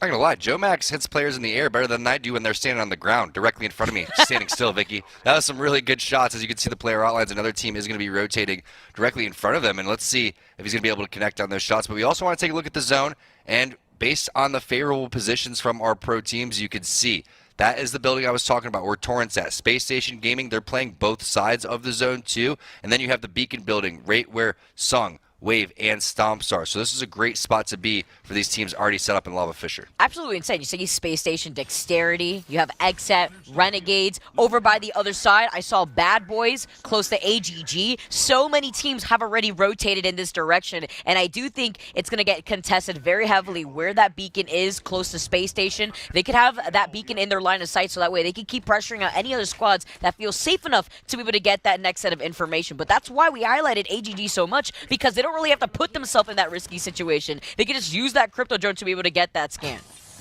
Kind of a similar situation for Space Station Gaming like we had the Thermal Station zone, where they take a priority building. The Caustic's going to pay dividends to make sure that you're not getting charged throughout all of that. But Torrent, not looking good in terms of the armor situation. You have Double Gray, excuse me, Double Gray, Urice and Rambo. They're going to have to do something, and they're going to have to get into this building and maybe play a little bit more passive. You can see an early Phoenix kit is going to be popped. Now Arcane's going to start tossing out barrels as they own that real estate. Sentinels over towards the Harvester side. They're looking for a skirmish. We know that they land over towards the Lava Siphon team. We know, or they're the Lava Siphon team. We know that the Xset squad has already rotated out. So who is this? It looks to be G2. Two really, really strong team fighting teams possibly going to pop off here. It's good that G2 is disengaging here because we saw Sentinel's Evo shields. They've been hugging this replicator, talking about harvesting a lot more of that Evo shield charge. And with that, Sentinels had the Evo shield advantage. Nightmare now over still by Skyhook. This is what we were talking about before, where if TSM wanted to rotate north through Frag West, they could inevitably run into a team like Nightmare or TDG. So with that fight happening over there, Sentinels are still just going to be crafting some shield bats so that way they could be up and healthy, even putting down the dome for some extra insurance. That's right, it's arts and crafts time. Grab your materials, y'all. It is time. Now Luxford taking a lot of damage. He's inside the smoke. A lot of grenades flying on over towards that way, and it doesn't seem like Wash or Aim God are really interested in helping quite yet, but you do have the gold armor, so cells are going to be double. Results are getting a knock onto Serial, as Serial was the first person to get a kill in game number 1. Could be the first person out here in game number 3. So many fights happening on each corner, so G2, they're going to be able to finish Haculo in the process and still landing these shots. Resulto with the headshot. Oh, the cleanup. CLX. Sorry, but you're going to get sent straight to the lobby by G2. That's why the Wingman is just so darn powerful. You can't get that out of any other weapon. That time to kill from that type of range. Plus, it just comes in great burst damage. Nobody even took any shield damage, really, besides Resulta. That's when you know the fight went your way. Yeah, that headshot sound is also so satisfying here. G2, they're feeling real great after that quick KP that they were able to clean up, and they're going to be able to move and control this choke point. They're getting contested by another squad, though, and since that fight was so clean, they don't really have to worry about that third party too much. No doubt about it, and they're just going to be big chilling over here, right? Whenever you play the edge, G2 is the masters of this. You don't want to push too far in because then you end up getting pinched and you're the meat in the sandwich. You want to be the bread. You want to be sitting on the outside. Keep that action directly in front of you. They're going to continue to loot up. Not like they really need any loot, right? That's an extra battery right there, but you already have 4 batteries. You got an alt cell. You're good on nades. Basically a perfect inventory coming in here for Gentrify. He's going to send that one down on over towards his teammate and pick that back up. But it's interesting to see controller players rocking the 3X on the R301. I wonder if he prefers the 2X or the 3X in that instance. Vicky, I know you love the 3X. Yeah, I love purple. I love all the purple sights, even the sniper purple sights. I definitely rock those. I love the 2x4 as well. Complexity now on the high ground, though. They're rocking the car. They're rocking the EVA 8, looking at Muffins. He's also got the redeploy, but they're hearing a lot of the fighting happening right in front of them, and I like this patient play that they're opting to go for because you know that there could be some teams rotating away from Landslide right into the line of sight of Complexity. So while they're going about this slowly, they're about to rotate right into the direction of TSM. Kind of an unorthodox pull, and it makes me wonder, will this zone continue to go over towards Lava Fisher where Space Station Gaming is, or is this going to go elsewhere as TSM looking for Sentinels, and Sentinels is out of here. Picking off where they left off in the previous game, a lot of aggressive play, looking for opportunities to get kills, and that's what we're talking about in terms of, hey, they understand, we're not going to be able to get into the middle of the zone here. Even then, this zone is pretty unpredictable, so let's go and look for teams and opportunities to find those kills. Very well done from TSM. Feeling good about our picks, you know? It's good to just copy Rain Day once in a while. Yeah, I'm gonna start peeking at Rain Day's homework way more often. Now we get to take a look at the highlight as we were seeing Complexity originally with their rotation. This was TSM coming out of their fight. They cleaned up Sentinels so quick. Complexity wanted in on the action, but were a little too late. They had the Ash passive to scan those death boxes, but they saw that TSM had already came out of that fight, had already restabilized, so they didn't want to fully send it on that team. Zone knowledge going on over to Complexity. You can see they know where round number 3 is going to be, and they are in that zone. Again, playing that slow side of the zone, keeping your back clear, always a really big key as we go back on board with TDG. Tanner the Legend filling in for Girl as she is out of town. She will be back, though, and competing, and it's nice to see Tanner coming in and subbing one of our longtime Apex Predators that we have. Go check him out, and also check out the multi-view too. If you want to go and watch maybe these two teams and watch them fight, you could get the comms, you could see all these different points of views, up to 4 different points of view, so go on and check that one out. But the caustic, it's hard to push through that, and Tanner's 15 damage away from being able to get to purple. That extra 25 shields may help out a lot. Talk about the purple scope. He's got it on the flat line right now, and yeah, just like you said, he's so close to getting that purple Evo. They're not going to fully send it, and they're still inches inside of the circle, so it's not like they have to get moving anytime soon. So a nice building to bunker down in, as Tanner, again, like you said, is on that caustic. Really difficult to push into this Legend, and he's just blocking all these doorways. It's kind of a weird spot for these teams to be, right? Typically, if there was a raid, you'd be portaling on out of here, but this is a full send instance. It's going to be Wash going up against TDG again. This is the second time we've seen them fight. Last time it was TDG. Tony getting the initial knock right here. Zerbo and Sheldon going to back on off. You can see the flank coming around, the Thirst onto Amboy. This is not looking good. You know the resetting on the other side. Plus, you can't push down to the second floor because all of those barrels Tanner had. I was honestly really scared for Tony. He was isolated from the rest of TDG, but Wash actually losing out on Amboy there means that they won't have a dome for the second portion of this fight. Jay Lowen now trying to send it in, but they're just scattered around. Wash getting their ankles broken. Nightmare now has made an appearance to be able to be fully sending it in to get in for that third party, and with a gold Havoc on top of it all. Luxford being on this Bangalore is going to be so scary with this Havoc in his hand. And it's still round 2. We know that's not going to do that much damage for these players. They're going to still be able to fight into the zone, but after about 10-15 seconds, someone's going to have to hit a med kit here as Vize is going to be piecing out. And that's also a change in compositions for them. They're going to get off of the crypto and go on to a little bit more aggressive for the rotations. Everybody from TDG fairly healthy. Unfortunate for Amboy and that Wash squad. They're going to have to be doing this as a broken squad. Now, what do you do in this rotation? You have 3 teams over here just waiting it out. And you don't want to wait too long, as you can see Papa with that 30-30 getting the knock onto Klein in your kill feed. You have to make a move in the next minute, right? Because it's time to rotate, and you would rather be doing other things, like hitting a scan onto zone number 4. That scan directly on the outside of the zone is looking pretty nice. I'm surprised there were so many squads in this area. Lazarus, TDG, Washed, Nightmare, everybody wants in on the action, but this is pulling so far away from Skyhook, more towards the left, closer to Lava Fisher, that so many squads already still fighting by Skyhook. You can imagine the circle keeping that's going to be done, kind of in the position that Nightmare is in, but they're going to have to start moving soon themselves. Looks like they are getting ready for some sort of skyward dive. Aim God's looking around like, hey, are you guys ready? What's going on here? Do we hear footsteps, or is that just me and my teammates, as the skyward dive is going to be used on the other side? That should be TDG. Saw a couple of kills going on over towards that right-hand side, but you have the balloon if you really don't want to go for the skyward dive. It's a little bit safer to go for that. The balloon could be an absolute suicide mission. Is dropped.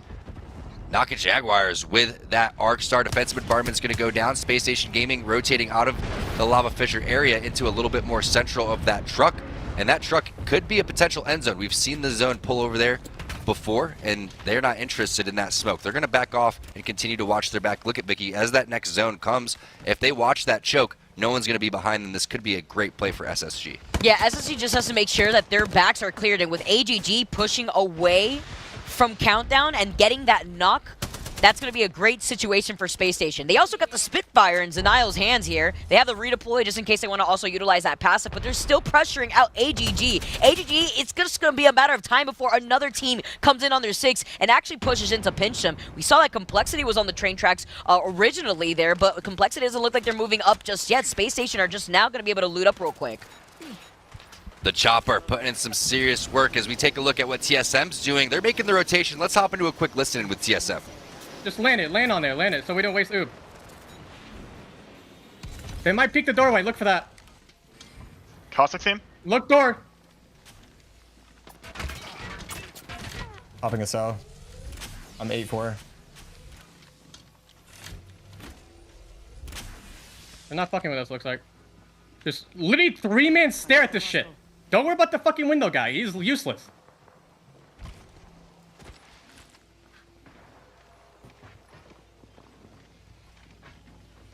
I hear barrels up, I think. I think they're close to us. No, there's a team in the truck on the other side of us. Oh, okay, okay. I have a spot you can OOS on me. I'm 6'4". 12-4. I can drop you too. Wrong button. We're gonna just walk this in, I think. That's the play. This team is going to Valkyrie most likely. That's inside this room here. Like I won't even have Valkyrie for zone. I'm at 40. I know. That's. I'm hoping this team inside Valkyries for us, so we can just walk out and just shit on this team in a choke.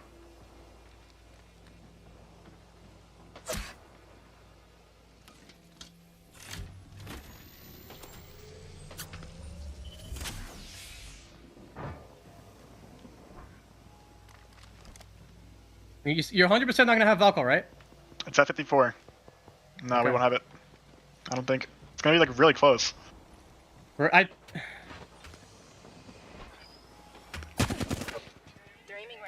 you need heavy? I have 170. I can drop you 40. One team Valkyrie. They give We you just got ulted. ulted. We just got ulted. Come forward. They're gonna ape. Maybe ape us. You need buff? Should we buff this? No, we're fine. I think we're fine.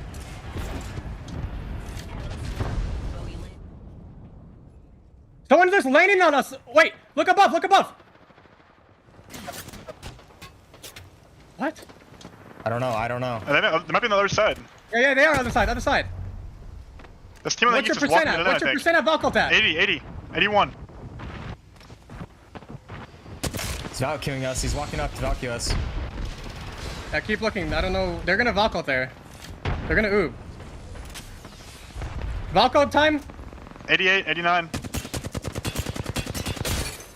91. I'm gonna have it.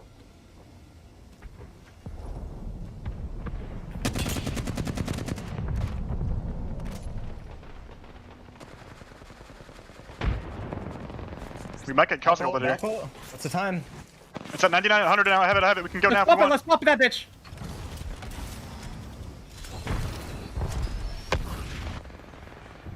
All right. We're gonna Very low oob oob straight. timer. We're gonna land here. Come over here now. Land here now. Actually, no. This time is safe. Where are we going then? Where are we going? Low ground. Ultimate low ground here. Wait, no. One dude. Go here. Go underneath. Bubble, please. Bubble right away. I'm trying to. Right on me. Yeah, back call. That's back call. They're fighting here. It was bad call.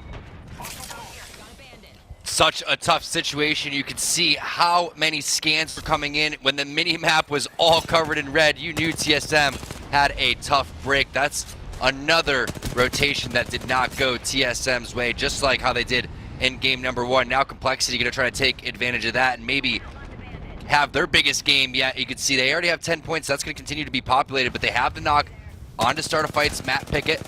It's pretty big considering he's one of the entry fraggers for them as well, but you can see the discipline coming in from Complexity, Vicky. They're not interested in overextending for their life. Absolutely, and they shouldn't too. Look at this. There's still 11 squads left in this lobby. Startify just dropped right now. Space Station is still popping off onto Lazarus. Only one member left from that team. But G2 holding on to this corner. They're going to be able to see all the teams rotating away from Countdown into their line of sight. And that's going to be free KP for G2 if they manage to hold this spot. But with this dome being called in and Jenk going so low, they have to fully send it on Complexity.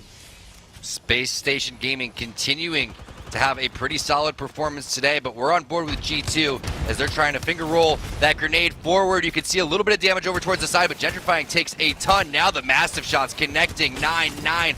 Bam, to the face with the 36 as well. Resulta, will he be able to get the res after he gets the kills? Well, he has to finish the fight first, as a lot of teams are in this vicinity. Round 5 starting to close with 9 squads here, and a majority of them are full sending.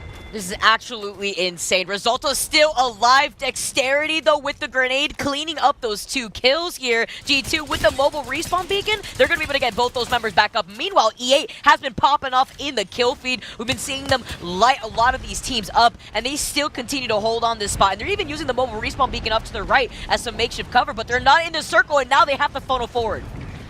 Winners of game 2 trying to do some big things in game 3. The bubble, it was forward, but it was very far forward, enough for them to at least buy some time until this zone closes. Basically perfect execution there as they're moving as a unit shoulder to shoulder, but there's so much action over here, Vicky. That's where Space Station Gaming was locked down a while ago. And you know what? They're still on the outside, putting in some serious damage. Space Station Gaming is popping off. Where do you go? Space Station Gaming, with this composition, were able to secure that truck for so long that they didn't have to go out into the open like so many of our other squads. From 11 squads, now all the way down to 3. Dropping like flies, Unlucky out of the lobby. Zenile landing these wingman shots, and they have the natural cover of these rocks as well as so many shield swaps to work with. 3 full squads duking it out. Complexity in Space Station Gaming, they're still in. We'll find out who that third and final team is here very shortly, as you do not want to be the first 2 teams to fight. You definitely want to be that last party going forward. And it's Bad Boys. Wow. First and second place from the previous game are still in this lobby.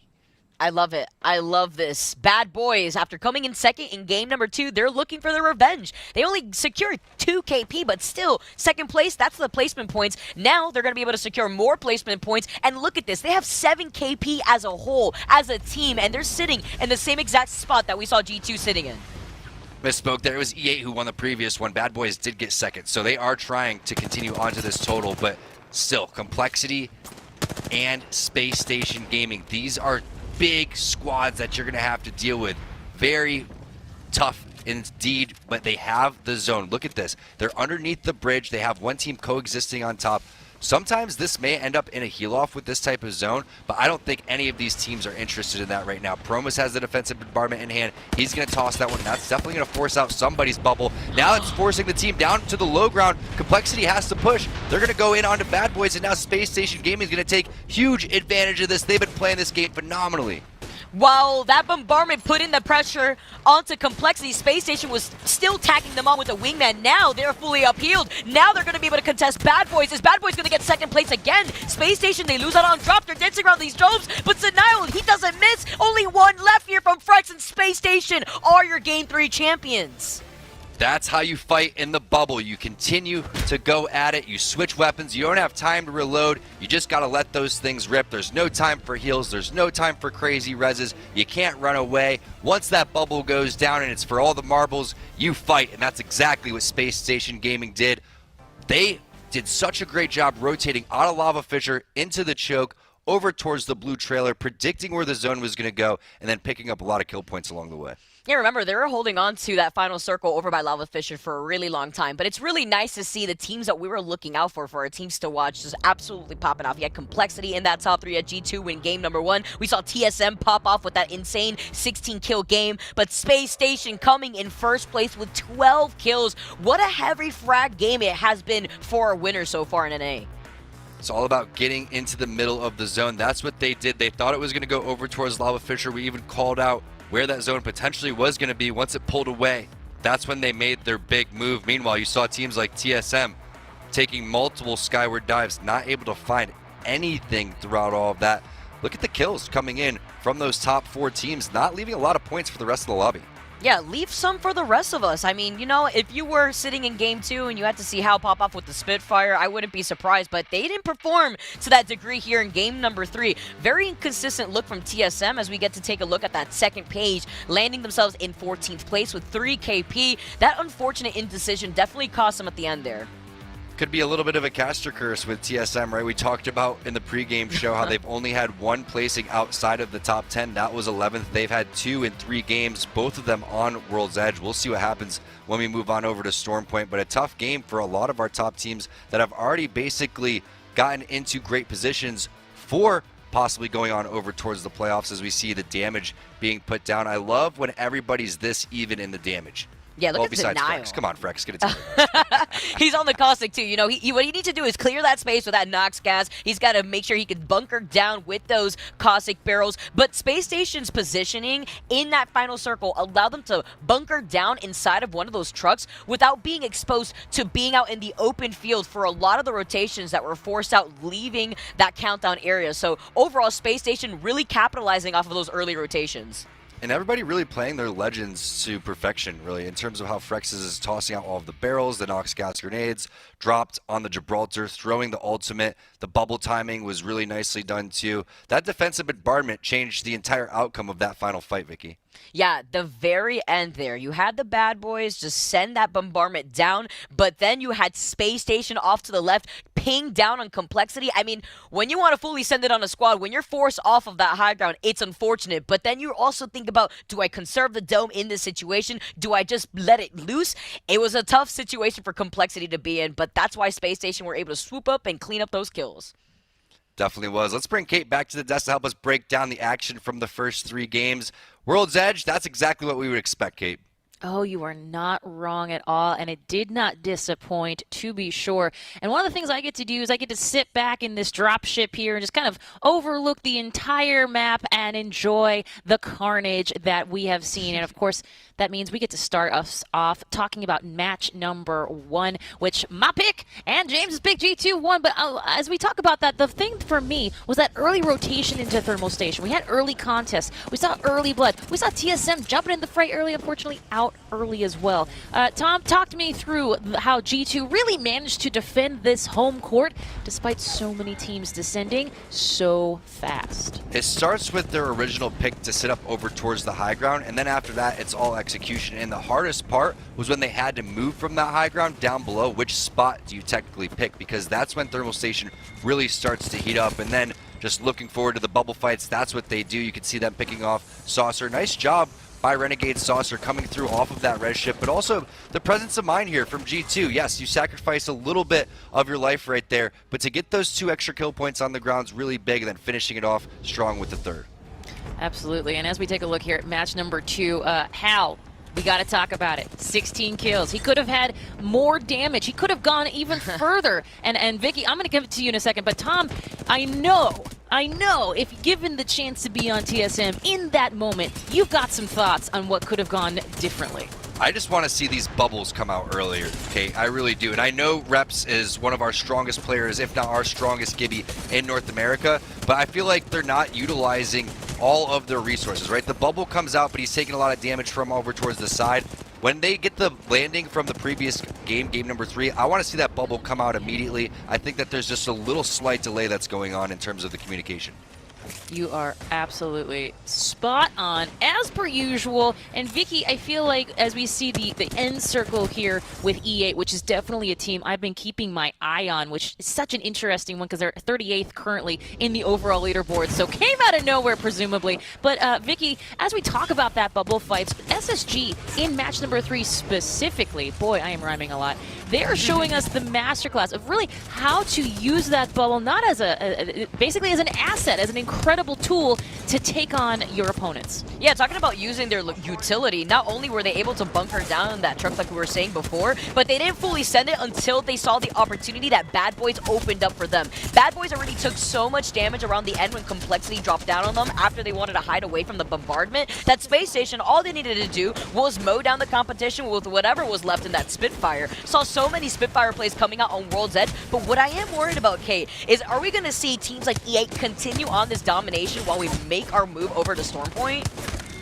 Ooh, what an interesting question, and boy, will we be able to answer that in not too long for sure. But I will say, we talked about this at the very top, and Tom, I think this is really interesting because we talked about the stacked lobby yesterday, and listen, we have some incredible teams in this lobby, to be sure, but perhaps is this what happens when you don't have, we've been seeing G2 and TSM certainly popping off, but the likes of E8, is this a surprise coming in from 38th now to taking a game, to being in those final circles again and again?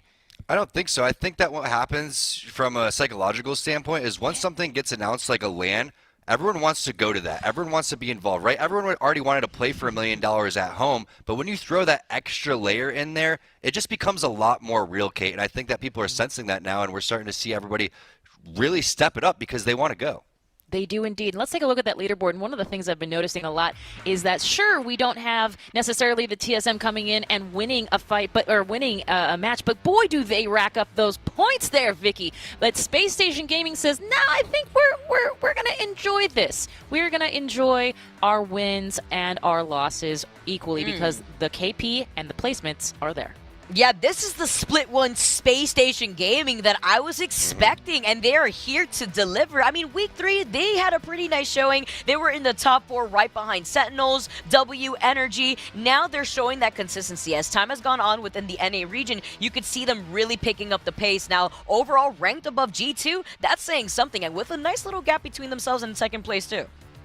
Absolutely. And Tom, you know, the reality is that we've had the TDGs of the world, the Nightmares of the world. They have been coming in and making the lobby perhaps not quite to the level of our first page of results, but certainly saying, hey, we're here and we're going to do some damage while we are. I'm looking at these squads like, you know, Torrent, Nightmare, Xset, one of the teams that's rotating faster than everybody. Very surprising to see them sitting in 19th place, and I believe that they were inside of that top 20 trying to push inside the top 10. So maybe it just wasn't their time on World's Edge. You could see from TSM's point of view how difficult the rotations are. Everybody's really playing center zone. Everyone's doing a great job of making their adjustments once the zone does pull away. But everyone was victims of the zones, and that's why it's, you know, the first 2 teams protecting home court advantage. I think that's why, for me, the third game was the most impressive game that we saw, the way that Space Station Gaming was able to execute. For sure. And we have seen teams, not necessarily consistently, but certainly has happened where a team will come and dominate World's Edge, or excuse me, dominates Stormpoint and then dominate World's Edge. We've seen that happen before. Could it happen again? I don't know, but let's take a look at that map rotation. As we mentioned, the first half of this round-robin format, well, we started those teams on Stormpoint, 3 games up, 3 games down, and then we went to World's Edge. And then today we're like, you know what? We're going to do this different. This round-robin format, that second half of our split number 2, starts us on World's Edge, starts us on the map that everybody, Tom, to your point, everybody's had a chance to get to know in such detail. And Stormpoint, even as of yesterday, we were hearing players go, hey, what a great POV. This is awesome. Yeah, Zach Mazer with his excitement, like Christmas morning over there, finding this. Wasn't even like a very small spot. This is a large spot of the map that they had never really discovered before. To me, that's the most exciting thing, because you see them still learning the map, but they're already playing at a really high level. They are indeed. Well, this high level is showcased in so many different ways across our social media here at ALGS, and we're going to show you a couple of those right now in this graphic. That would be, of course, our Twitter, @PlayApex, our YouTube, and our Twitch. Gang, I cannot say this enough. If you're looking to level up your play, if you're looking to understand a little bit more about these teams, these players that have kept us all intrigued throughout this entire split and beyond, well, those are the places to go and find out even more. We're all here. We enjoy you so much. And speaking of enjoyment, match number 4 is coming up right after this. You're watching the ALGS Pro League here in NA. They're pushing. Crack, give me. Give me low. Give me dead. Whoa. Break this one. Nice, last guy. Crack. Nice. Let's go, baby. Go. Good job. Let's go. That's how we play World's Edge, baby. Good. Let's go, baby. What was that? Good call on the truck, bro. Good call on the truck. Oh my god. That's what I like to see, baby. The assertiveness. Oh my god. You're getting me holy.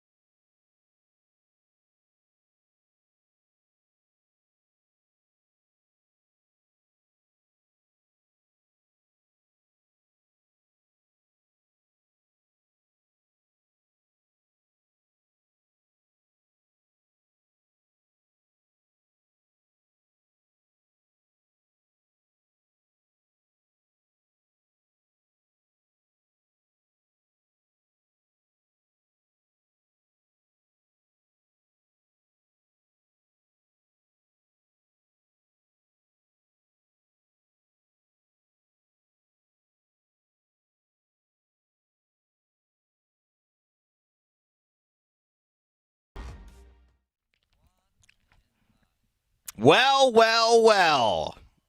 That's it. I didn't really have a great question on that. We're starting Storm Point, though, James. I guess that's worthy of a well. Also, hello, we are back in action. You know, it's those kind of late night hours. We've had one broadcast already today. We're halfway through the second. It's late for you. What time must it be? Maybe 3 in the morning? Is it helpful to remind you? Towards 2. It's heading towards 2, okay, but my body's normally on Los Angeles time. I actually have a clock with LA time here as well, although it's not in front of me right now, of course, because I'm focused on Storm Point. We have a whole new map. Don't mention the fish farms. We have a lot of great action coming our way now. 3 more maps, and we're going to see completely different scenarios to what we saw previously on this map. We'll see if Space Station can keep up the good work, or if TSM can turn things around, or maybe they were a flash in the pan with that absolutely insane performance from Hal and the rest of the team in Game 2. But we'll see if they've got any more gas left, or are they done for the day? So many questions to be answered as we land here on Storm Point. You and that salmon. I'm not going to mention it. You can find it on Twitter. James is keeping us worldly. I don't know what you're informed. talking about. I don't know what you're talking. Yeah. Well, you know, speaking of fish farms and across the map of Storm Point, there's a lot of things to be brought up. Not only great areas to play, but great weapons to use, especially in the wide open spaces where we've seen these games. And Space Station, a team in my book that has been performing quite well. I love Zenile and the way that he's committed to the horizon. It's not so odd to see on the Storm Point, but I think we've seen less and less of teams transition back to her and kind of sticking more with maybe even some comfort wraiths. A lot of Ash for sure in terms of that role, playing in maybe the Scout or the IGL. But you can see here we're going to go towards Launchpad to kick off game number 4. We are halfway done, and SSG in a perfect position to take advantage of that. I do also want to note, look at the split from complexity here. Muffins and Shiny, like the siblings they are, actually really far away from Monsoon, but, you know, a lot of loot to be split between 3 players. Yeah, the same cannot be said for E8, who you can see at the top in red.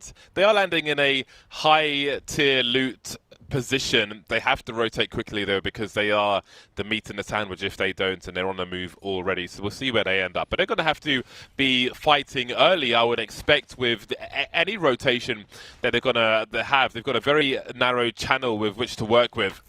We'll see Drop to be picking up the Peacekeeper, I would imagine. Very favourable weapon, although we tend to see the Mastiffs on the Gibraltars. We'll see if he sticks with that or swaps with his teammates later on. Space Station looking to capitalise on a nice Game 3 as we move to Game 4.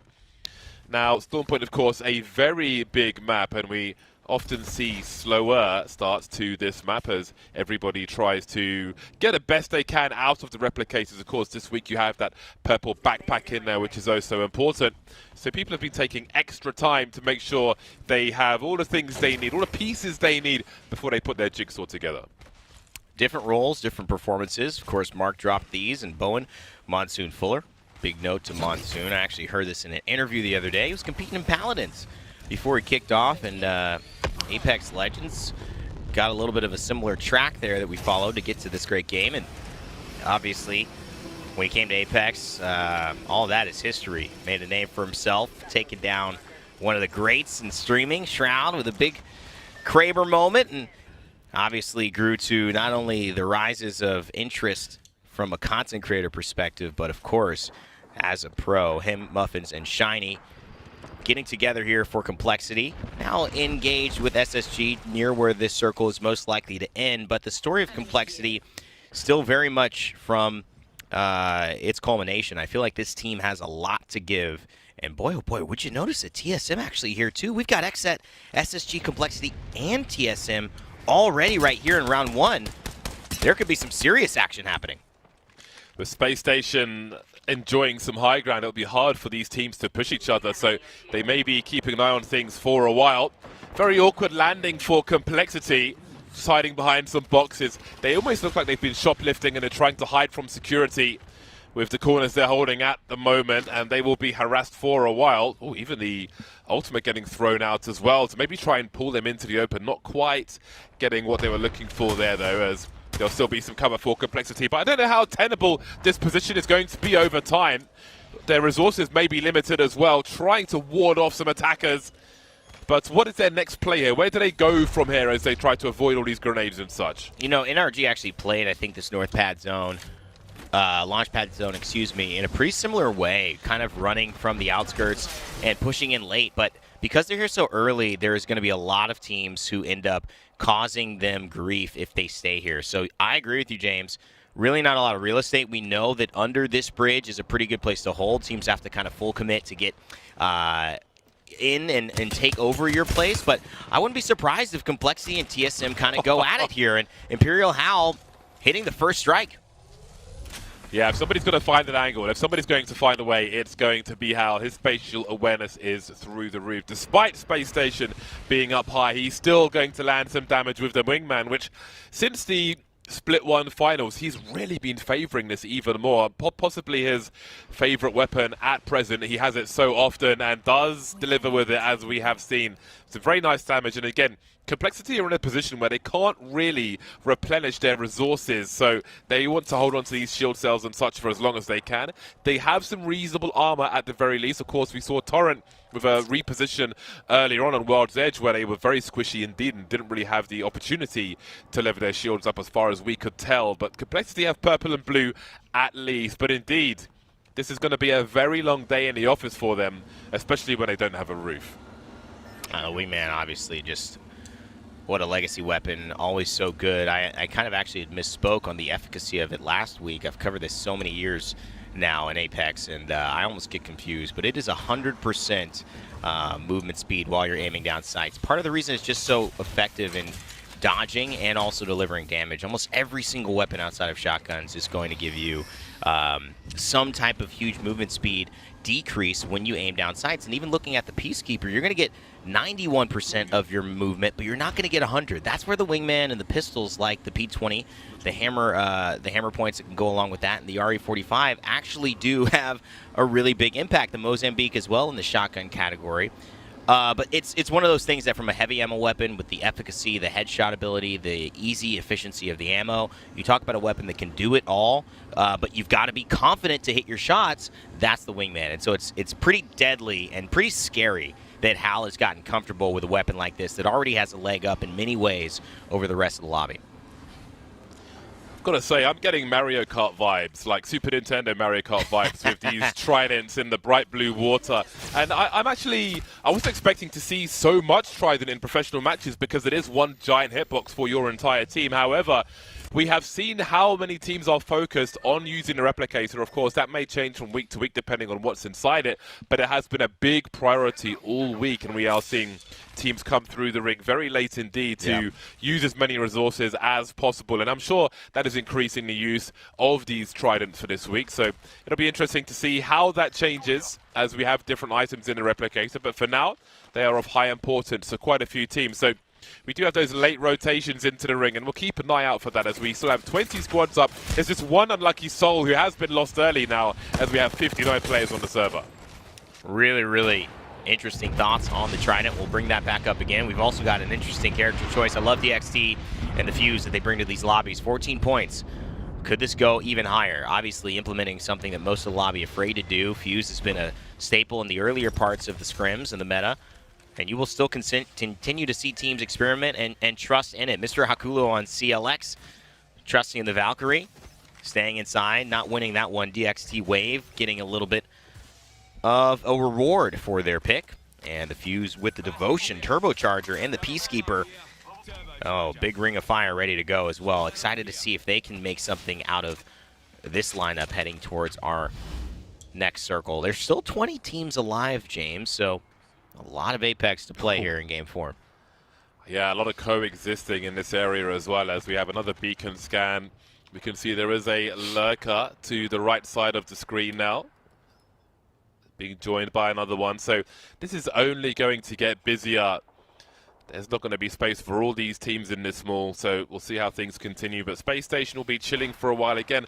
They have very good position. They've got the information as well, so if a rotation is required, then they've got the space to discuss it.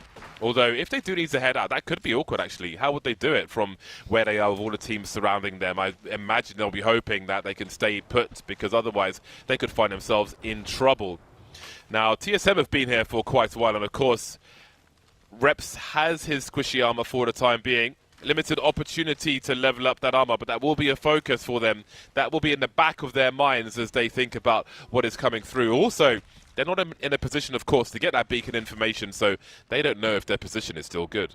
And interestingly enough, too, I mean, the little things, you notice that Hal has the purple.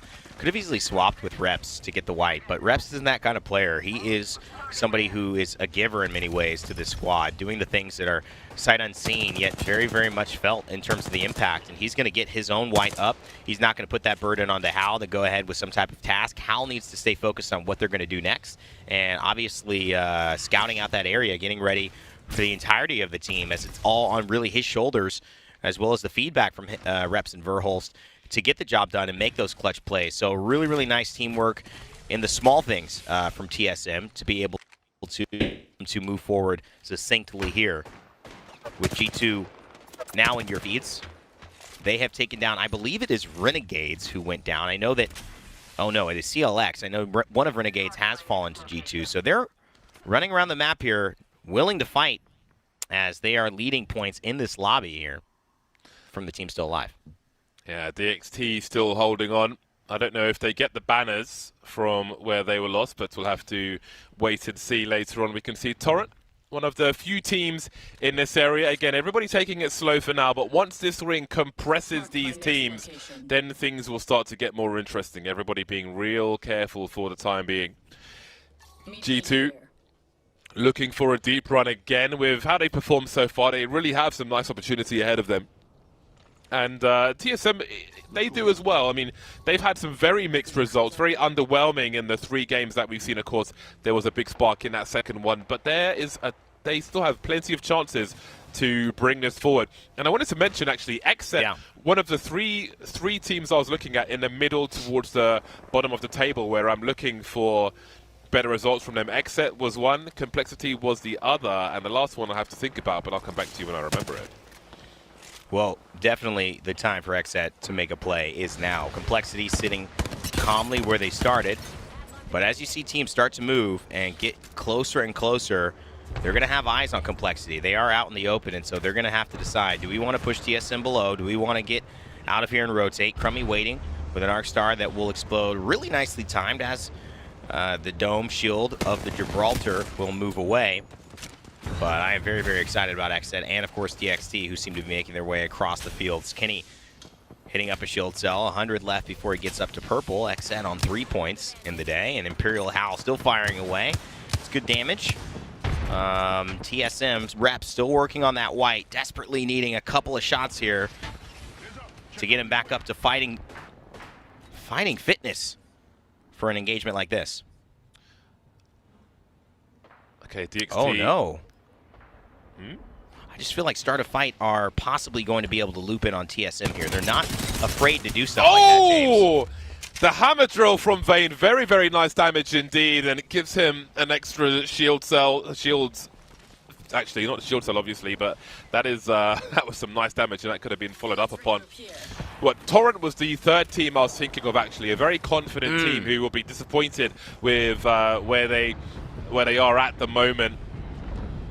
Now that's Dome being forced, but there's a lack of position there. Fortunately, time is on their side. They can hide behind that rock for the time being. That zone is not going to be moving just yet. They've got 90 seconds to think about where they're going to be placing. And again, we've got the Tridents being used as walls to give some cover for Start a Fight. Maybe some dynamic walls here, but you've got to be careful about moving them around. Hey, they could move it while they're inside the dome if they were brave enough, but I can't imagine that's a priority for them for the time being. I'm excited to see just the innovation continually coming through from teams in Stormpoint and also just in the ALGS.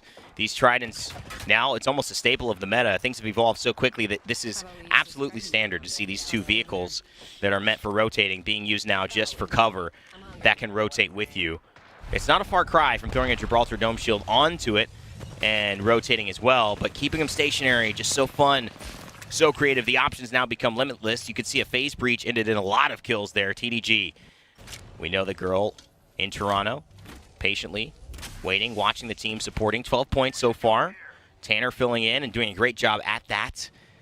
Great content creator within the scene, and recently doing really well here in the pro scene.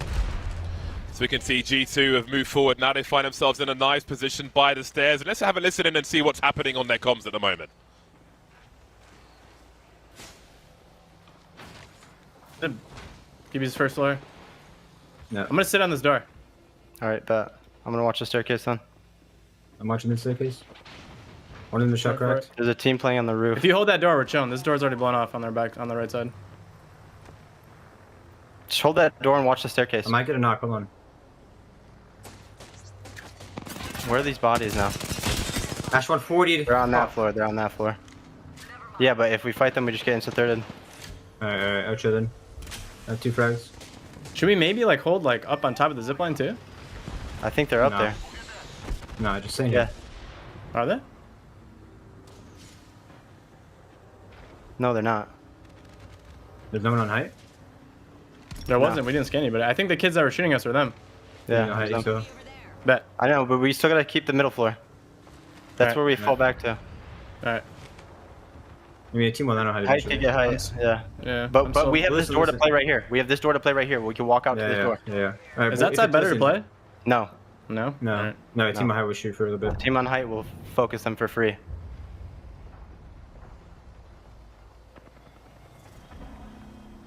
Yeah, go hit that beacon. As long as we hold the staircase, like this team can't push. Yeah. Well, G2 have found themselves in a very strong position for the time being, saying hello to the team below them. But if you look at the next ring, we are going, I'd be surprised if 50% of these teams make it there. It's already a very busy area. And if you're not in that area, I'm assuming we're going to see some hot drops from some Valcolts, and it's going to be pain one way or another. Lazarus fighting on edge. And, you know, it's a different way to approach what has been maybe a more consistently circle that teams have rotated in early on, right here near where we see the pad. But I do think that, you know, there's a variety of ways here in Storm Point to approach these final circles. Kodagami, Casellos, you know, doing it one way, Lazarus doing it the other, and of course TDG mixed up in all of this, actually doubled in terms of the points. Here we see some of the teams remaining, and of course there's still 16 in the lobby, and Space Station out to the charge, leading quite heavily in that regard. But still, in Game 4, there's tons of room to improve, and it really is going to start to spell what we're going to look at for Game 5 and 6. This is one of those transition games where if you can jump out to the races here when people are still getting adjusted, G2, Space Station Bad Boys, E8, and of course TSM, all in the mix here to make a run for first if a big performance happens now. I think we have a game of chicken here, because as we can see, the ring is about to start moving. There were, I think, 3 teams in this area, and I was wondering, even if they Valcol, how do they make it without getting shot? Not a single bullet fired at Lazarus as they launch themselves from this position. But speaking of position, where will they land?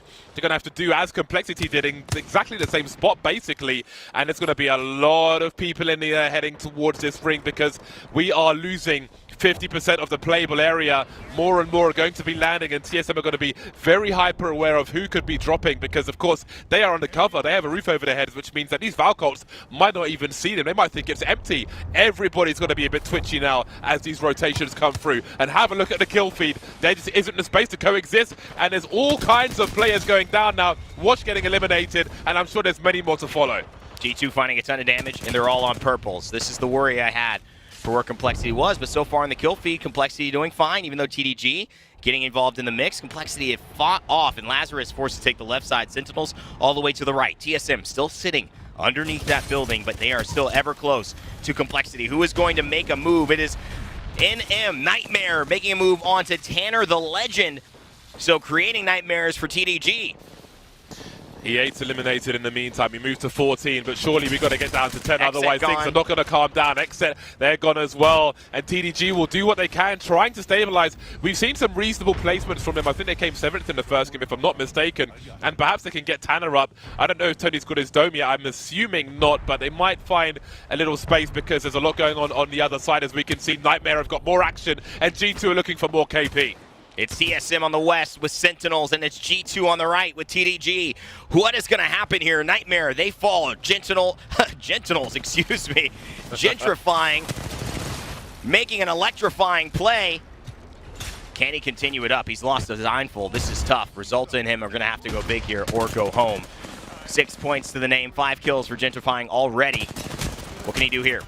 Oh, Gent just trying to create some space to allow one res, but he falls down in the meantime, and Resulta may not last very long. He doesn't have any shields left, hiding behind his teammates' shields. There's one for either direction. He's got a shield sandwich with his team, but when is his dome coming, and will he even be able to get one of his teammates up? No, I don't think he might be able to, but we'll have to wait and see. Lazarus eliminated in the meantime. I thought that was G2 as the switch came in, but it wasn't there. Still alive for the time being. Sentinels looking good, though. They find themselves with plenty of space, plenty of domes to look at, as well as they try to find something. And we've got gas from TDG. They're back with a vengeance. Look at this, all on purples. This is huge. G2 gone down. They're gone. Oh my God, how did this turn around to TDG in command of this lobby? Tanner the Legend picking up another one. Tanner Slays getting another one himself. Shield swap onto the red. The Caustic tries to push in, and a headshot's waiting for him. That was Torrent.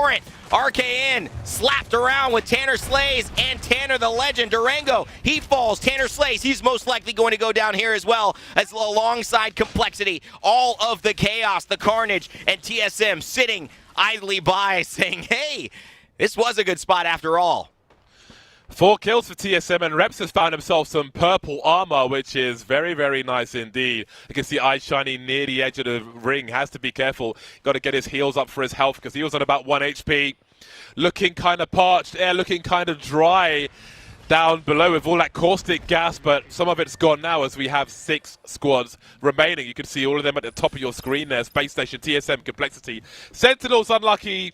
AGG, who's going to be next to go though? Space Station will have to press forward now as they're going to start to lose some of the area they've been enjoying all this time.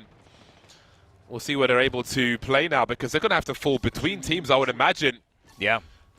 They could end up Valkyrie ulting. That's one play. They could try to get up, buy some time as the zone starts to move in. The thing I'm most worried about, and the thing that I like, is that Sentinels really, I think, has the ability to play this as they choose and take command of this lobby. TSM is forced to fight with the solos from AGG. He's forced to fight with Shiny. And Space Station, instead of going up, are going to actually take down what could have been a threat for TSM. So now they're on the low ground. TSM still on the lower edge of this, and they're fighting AGG. They should most assuredly win this one. It's 4 squads left. And so you're going to see TSM now engage as a third party comes in. It is SSG realizing the right time. Zenile, Frex, are they going to stay alive? They will. They'll eliminate TSM, and SSG have one more shot here to put together a game-winning performance. They've got to get that res up real fast, stabilize their team as best they can. There are 2 teams who will be concerned about what else might be going on, so we're not going to see them thirsted just yet, as there is some distance between them and the other teams. Sentinels now trying to create as many angles as they can, and at least 2 players for Unlucky are going to be on the low ground, but Unlucky are about to lose their real estate. They're going to be forced to the high ground perhaps, and they may be exposed to 2 different teams. That dome's going to create some space for a while, but things are going to get real scary now as Sentinels dome up. They've got some KP to get. Do they drop? No. They're going to hold the high ground for the time being, holding the protection of that dome, and eventually try to harvest some final kills. Frex on the floor now as Sentinels look to find a W here. I think Sentinels, they just had the best spot. They did let the lobby do most of the work for them, but then they're going to clean it up as they should. A team as good as Sentinels, well, they got to have their name signed on the bottom, and they're going to seal it and deliver it right here to the rest of the lobby. That'll be a W for Sentinels as they take game 4. First game on Storm Point goes to them. They pick up a nice number of kills towards the end there to pad the numbers that they'll have, and they were looking for that. They really needed those points. They didn't have perfect games for the first 3, but that is a great way to start a new map. I mean, their positioning, from what I saw, James, it looked like definitely a power spot. They were able to let these teams fight, and SSG, I think, did everybody a favor on the Sentinels team by actually getting rid of Shiny, getting rid of TSM, and then taking their spots and pushing in. When you saw that last fight, all Sentinels were doing was looking at a team that had no med kits, had no healing, and were literally out in the open just waiting for that dome shield to go down with 3 full members on Sentinels with cover as well to play behind. It was never going to happen. But look at that. Sentinels, even though Space Station Gaming do so well, they are only 1 point behind what Sentinels was able to put together because of the 9 kills to their name. TSM, 5 placement points, 7 kills. They're 12 points on the day. Unlucky Casellos, Oi Senpai staying alive for a while. Kodagami in the mix, 14 points. And AGG, not a bad placement game. Definitely not a strong kill game. Even TDG and the likes of Complexity surpassed them in overall points this round. Spreading the wealth across the top 4, all those teams above 10 points from that game, and there are big names in there as well, so that is quite important. TDG with another 7th place and some kills as well, so we're definitely seeing an improvement, and they need those points to move up the overall leaderboard. G2 will get 6 kills, and with 11th place, that'll be very important to take something away from this game. After that, though, it starts to get a bit of an arid landscape, not really seeing much 3 points, 2 points, or 0 points for most of these teams, except once again will be disappointed with how they finish in that one. Same could be said for Renegades as well. It's a great performance here for everyone involved, and I'm excited to see this continue, especially Sentinels, who, man, you talk about a team with so much potential. It is really hard to keep hyping them up, talking about the disappointments, putting it all together again, having them surprise us. I definitely think that even Sentinels fans are wondering, is this going to stay? Is this going to last? I think obviously they have the talent for it, but it has always been a consistency factor. And there's been a lot of things that are outside of their control that, you know, you can't blame anyone for not having the consistency or your mind not on the game. But right now with playoffs coming in, you love to see it. Just the way that they can, hey, keep this building, keep this moving in the right direction. It'll be a good day in North America when we're really looking at Sentinels being an absolute threat to win these lobbies each and every day. Classic ambush artists on World's Edge. Sentinels, they're definitely a team people would love to see make it to the finals in Sweden. I think a lot of people want to see Sentinels on LAN with what they're capable of, and I would love to see just the live reactions of teams getting ambushed by the likes of Sentinels. And now we see the overall leaderboard. Space Station, who found fortune dropping into a 3v1 situation from an awkward angle, find themselves at 63 points. They have put a canyon already between them and the remainder of this leaderboard. I mean, thank God it's only 4 games gone, because if this was game 5, you're really not looking at a good chance, even for the teams that are next to them. G2 having the only closing opportunity. Otherwise, people are, 27, 29, huge point difference here that is going to be separating them right now. So I like what Space Station have done. This is a team that I already remarked on being in the top 10. They've been performing really well. You can see it's not stopping here. Yeah, and there's always a heavy focus on TSM, so to see them hanging in there with mixed results, up and down games, is always good to see. And again, looking at Torrent, we had eyes on them. They've only moved up once. They're in 13th place at the moment. Again, Xset got to be disappointed with their day so far. TDG, they only got 19 points on the board. They're doing pretty good. It has to be said. They're in a good position for the time being, but definitely a chance for these teams to still move around in these final 2 games. Certainly. And, that's the benefit of it. We get to see Game 6. We get to put it all together. But Game 5 now, we turn to a game that is going to decide if SSG can continue to build this gap. I trust in them. I think it would be a great day for North America for things to flip. I know I said I think TSM is going to win. I know a lot of the casters did. And that's a safe bet. But what I think would be healthier for actually the scene is to see a team like SSG just kind of shock and awe, put together an ESA-type performance over the rest of the lobby, and everyone go, wow, I mean, what are they doing? Now we got to count them in as potential final winners here heading to Sweden. So exciting stuff on the horizon for Apex Legends esports competition, getting better and better. It's Rene and James. We'll be back for Game 6, but in the meantime, take a couple of minutes for a break. It'll be Tom and Vicky guiding you into Game 5 after this. Ash was cracked. I got a bat.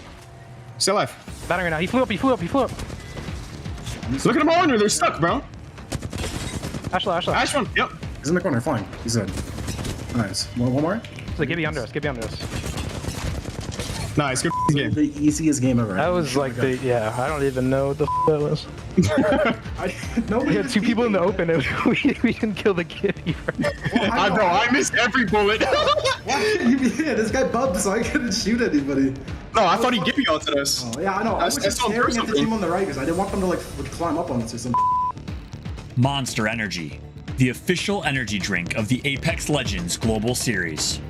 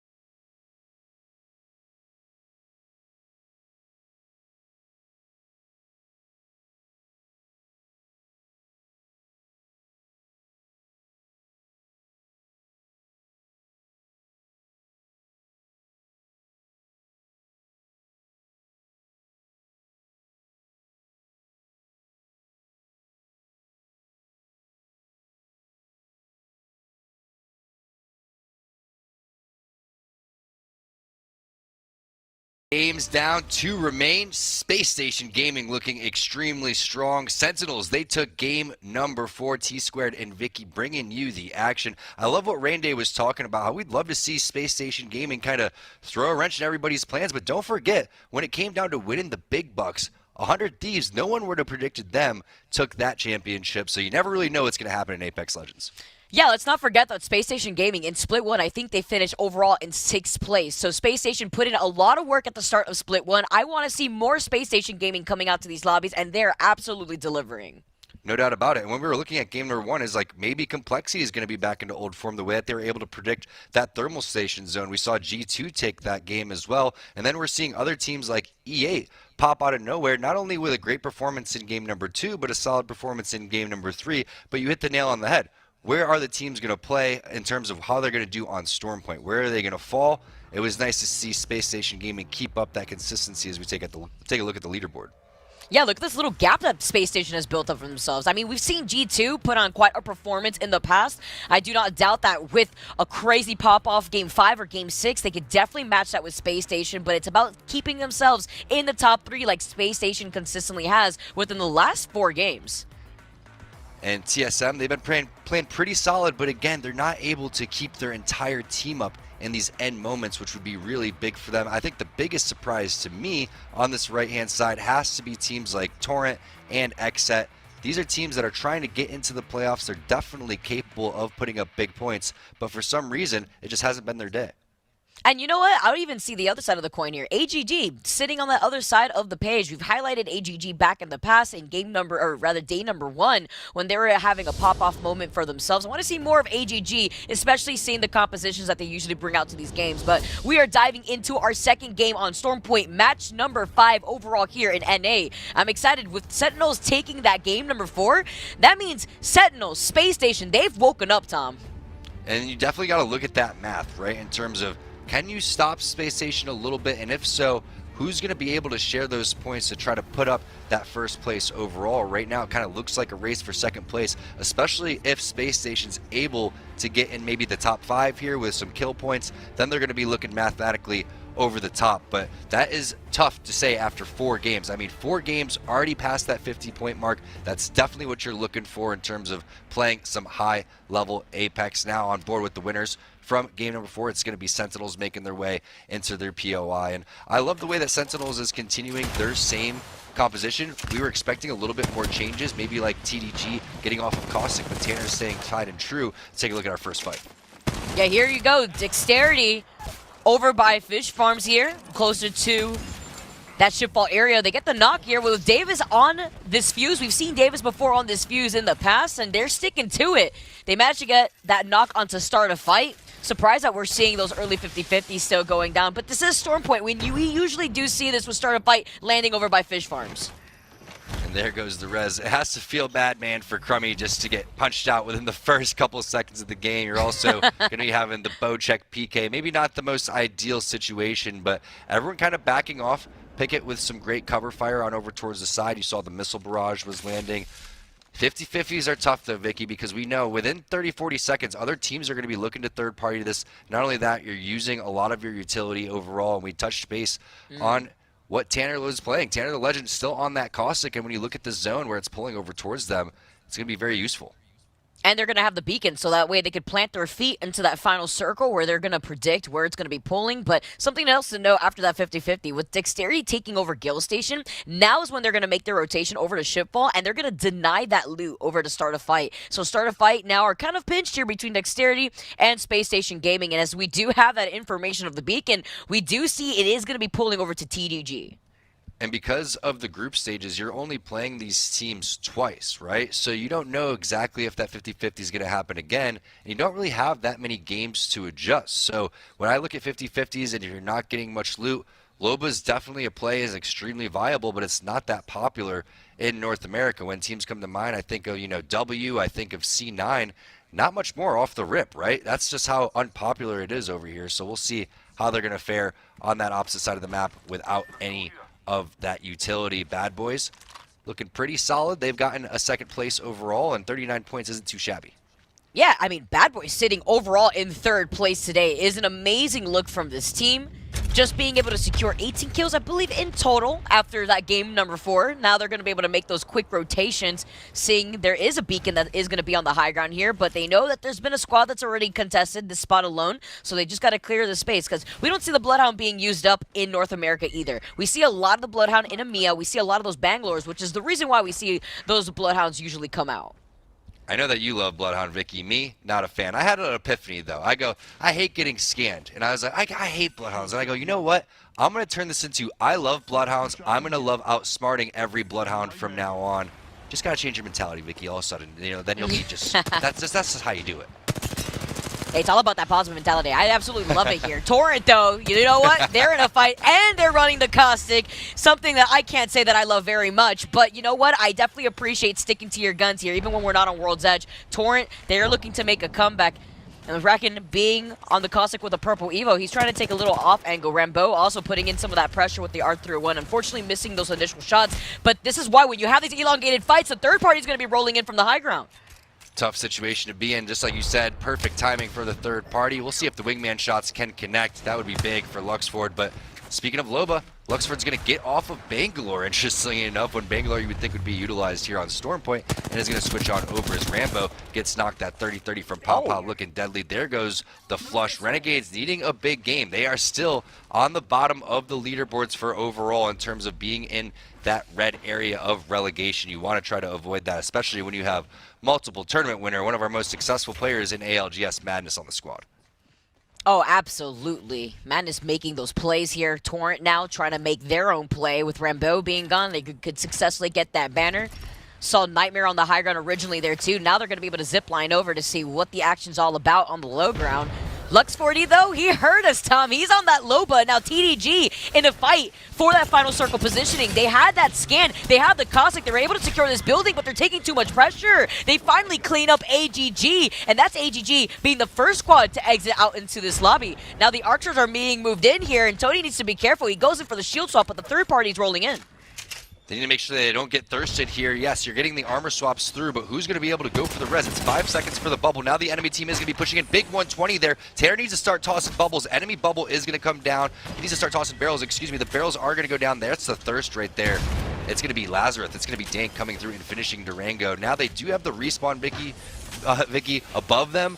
Maybe they go for that one, but it's tough. I mean, if the barrels were up for Tanner, I know he would have tossed them, but the timing from Lazarus was just too on point. Vicky with the blicky, bra, bra. Lazarus now also with the Loba. I love it we're highlighting this pick being so important because we usually see over in EMEA, when we have the Lobas out, it's because here on Stormpoint, when you do secure these final buildings for that final circle, it's really difficult to be able to obtain all the loot that you need to really sustain yourself as the circle gets closer. Now, having a lot of these Lobas, though, are going to deny loot from a lot of teams like TDG, who definitely need it with Durango being out of this lobby. It'd be really nice to have that mobile respawn beacon about now. Be nice if they didn't come and kill your boy and then take your loot afterwards. That's a double whammy right there. I mean, that's just embarrassing for TDG. No, really nice play from Lazarus. You got to give him credit. That's not an easy thing to do to commit on when you only see one knock from the enemy team, but they just didn't go for the res immediately. Maybe one of those players, Vicky, had time. I felt like they were sticking their nose into the boxes a little bit too long, maybe waiting for the bubble. Could have been an opportunity, but again, not having the bubble up, not having any barrels up, good timing coming in for Lazarus. They really needed those points, you could see. And it is going to be, again, inside of the zone with the Loba. Can't really ask for more with that. Love seeing Space Station Gaming utilize the Horizon. We were talking about this yesterday. Not much Horizon is being played. And the players that are going to do this are going to have a very similar thing to where they have Ash. You're not going to have the phase breach, but your team fighting at the end of games becomes much stronger with Horizon. Yeah, when you talk about team success on the Horizon, I think about teams like ESA, Skittles swapping from the Cossack off of World's Edge into the Horizon as we move over into Stormpoint. That's some of the composition changes when we shift over to different maps. Now looking at TSM, they have a beacon in their sights, but they're holding this high ground angle, maybe awaiting another squad, just trying to overlook the situation while they loot up Mill. A lot of these teams have already secured a lot of their rotations, a lot of these buildings. Nightmare, being another one of these teams, actually forced off of the high ground, as Unlucky are the ones that are meeting them up here on the other side. See the regular season damage stats also being placed on the right-hand side. A lot of different compositions, which I love. I'm expecting a little bit more Bangalore's, though. It's kind of surprising to see that not come out. And then also the lack of Bloodhounds. Very, very different regions, very different play styles. And you can see Luxford still on the Loba. I can't believe we don't have one single Bangalore in here. That is just wild to me as we see what Unlucky's doing on the rotation. Everyone going to be hitting these scans for round number 3 so they can skyward dive and figure out which positions they want to hold. Yeah, usually we've seen CLX trying to run that bang before in the past. We had another team, I believe it was Nightmare, that was running the Bangalore Lux40 earlier on World's Edge. Not going to be really the case here with Unlucky now, also just holding onto the high ground. They have the Ash, they have the Gibby, some of that verticality that we were highlighting on Storm Point, but they also have that beacon right there for that information so that way they know where they want to rotate. But a lot of these teams are just taking their time because as you can see, the communication with these pings are just letting Unlucky know where they want to approach that next circle, whether it be from the north or whether they want to wrap around to the side. This is serious biz. I think they're even waiting for Senpai to get up there for the bubble to get the scout scan onto the next round. So Casellas wasn't having it. He's like, you know what, Senpai, run all the way across the map from where the next zone was going to be and come put the bubble down so we could find out exactly where this is going to be. That is just rather being safe than sorry. You don't know who's waiting to set up an ambush, who has sniper rifles on over towards the corner. Plus, you don't want to use any of your resources. I like that play. Now we'll find out what they're going to do with this listening. Negatory. Not a single R301. I'm gonna check down below as well. I'm watching it back inside and stuff. Are we just walking in like super late? Right? You guys just keep looking over. One of you look over me and one of you just watch behind. I'm gonna see what's playable. Yeah, I got behind really well. Because I want to play from this side if possible. You can get ratted over there. Oh, we can play over here. Yeah, I think we could play that easily. Trust me, there's a spot in there, like up top. I'm an Ash TP. Oh, I don't think we're even gonna have to because tunnel's still in. You even just Yeah, have but tunnel. we could like rat them or something and like land on them. I don't really have range like that, to be honest. Not like we can team fire them. I got all the range, son. Charge rifle. I just don't think we rat it, to be honest. I'd rather have a team see us and know we're there and then leave. Yeah, that's the spot where you can. And you want to carry this? I can. Actually, want to hold I it can't back, later when I carry? move down. I can drop a bat for it. I'm dropping it right there. Pick it up, you did too. I just wanted more light ammo. 180 isn't bad, but... Well, I'm gonna start moving to you, killer. Just start moving up now. 20 seconds left. Hold on. 10 seconds. Yeah, hold on. Come with me. Let's check right side first. And if people are right, we just go left. Yep. Because if no one's left, then like we're honestly... Or if no one's this way, then I think it's space wide better. We can gatekeep.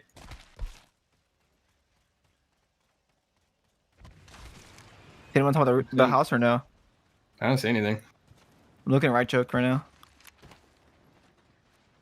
People could rat us. Like, that team legit could rat us knowing that we were over here. You think so? I don't think they will, but it's possible. I'm talking on our backs here and not... Play safe when we clear our watch. house, just in case. Someone shooting spiders? Maybe. Yeah, there's people shooting spiders over here. I have no range, bro. I have pure range. Point the direction I shoot. Okay, Cody, look left that way, just to make sure, and I'm gonna keep watching behind. I'll look at the choke and see if they're actually playing there. No, I don't see I don't know anyone if they're playing or choke. not, but they're shooting the spiders. Yeah, they're shooting spiders for sure. Is this house still in? Yeah, it is. You want me to check this side? Are you ping? No, don't check. Just stay back and then look at it. We should never rat check as a solo. No. Never. A lot of different options right there for the Unlucky squad. They're trying to scout out. They're trying to gather information. Surprisingly, they don't skyward dive in there. I think a lot of teams are realizing they don't want to go blindly into the fray. Not only that, but look how many squads are still left. And I think we're witnessing a much slower pace game here for NA than what we witnessed on World's Edge. For all the obvious reasons here on Stormpoint. Space Station, though, taking some pressure, a great timing to that shield bat to avoid that ongoing pressure from the other squad. The Tether now, Space Station are just stuck behind this rock. Not much cover for them to work from. They could potentially use a redeploy. They do have the black hole, but that mobility is only really going to come from the redeploy from Frex here if they do opt to go for a different rotation. We believe that's complexity on the other side. You also saw Xet picking up some kills onto Dexterity. Their squad still is alive, however. I like Vicky how Dropped is just big chilling without using the bubble, right? You don't want to go and waste that. They're hitting the batteries as the defensive bombardments are hitting them, so it's not going to take off any of their health meds. But we see the zone scan pulling heavily over towards this northern side, and look at how many teams are still on the outside trying to make their way into the zone. It's actually insane. That eastern part of that choke point is going to get intense real soon here. I'm wondering if that team in the island are either taking some of those shots or if they're shooting some of the prowlers. D2, though, inside of this cave now. Bunch of grenades being sent in their direction. They actually need to back off a bit here, but Designful gets pinged from the other side. Bubble is not ready, available. Result of having to use the knockdown shields. It seems like that's been what's been happening way too much for G2 recently, and it's been Resulta trying to do this. If you were to have anybody, you do want it to be the Gibby, so I like that at least one of them stayed alive for the G2 side, and they're trying to catch up to Space Station Gaming. Right now, it doesn't look like they are going to be able to do so. Like you said, so many squads alive here. Resulta coming through and hitting the res. Other fighting is taking place. As you can see, Renegades is involved. Saucer already down on the ground. Picket and Start a Fight are gone. Now the kill feed's starting to light up. That's actually crazy. Start a Fight actually went in for a third party onto E8 when E8 was the ones pressuring out G2, and then behind G2 it was Wash, the Challenger Circuit team, who was actually trying to pinch them. Now Renegades on the high ground here are going to be able to move in. They're going to be able to take care of some of these teams after that knock. Nightmare also getting eliminated in the feed as G2 are now pinched between Renegades, Torrent. They could try to restabilize, but with all the attention off of them, they were able to safely reheal, and then now they're going to be able to move in again for a potential third party as Torrent are immediately going for a redeploy. The domino effect of Apex is unbelievable. Just imagine if G2 didn't get it eliminated right there, and now they can potentially push up on that leaderboard. Maybe they'll catch up to Space Station Gaming.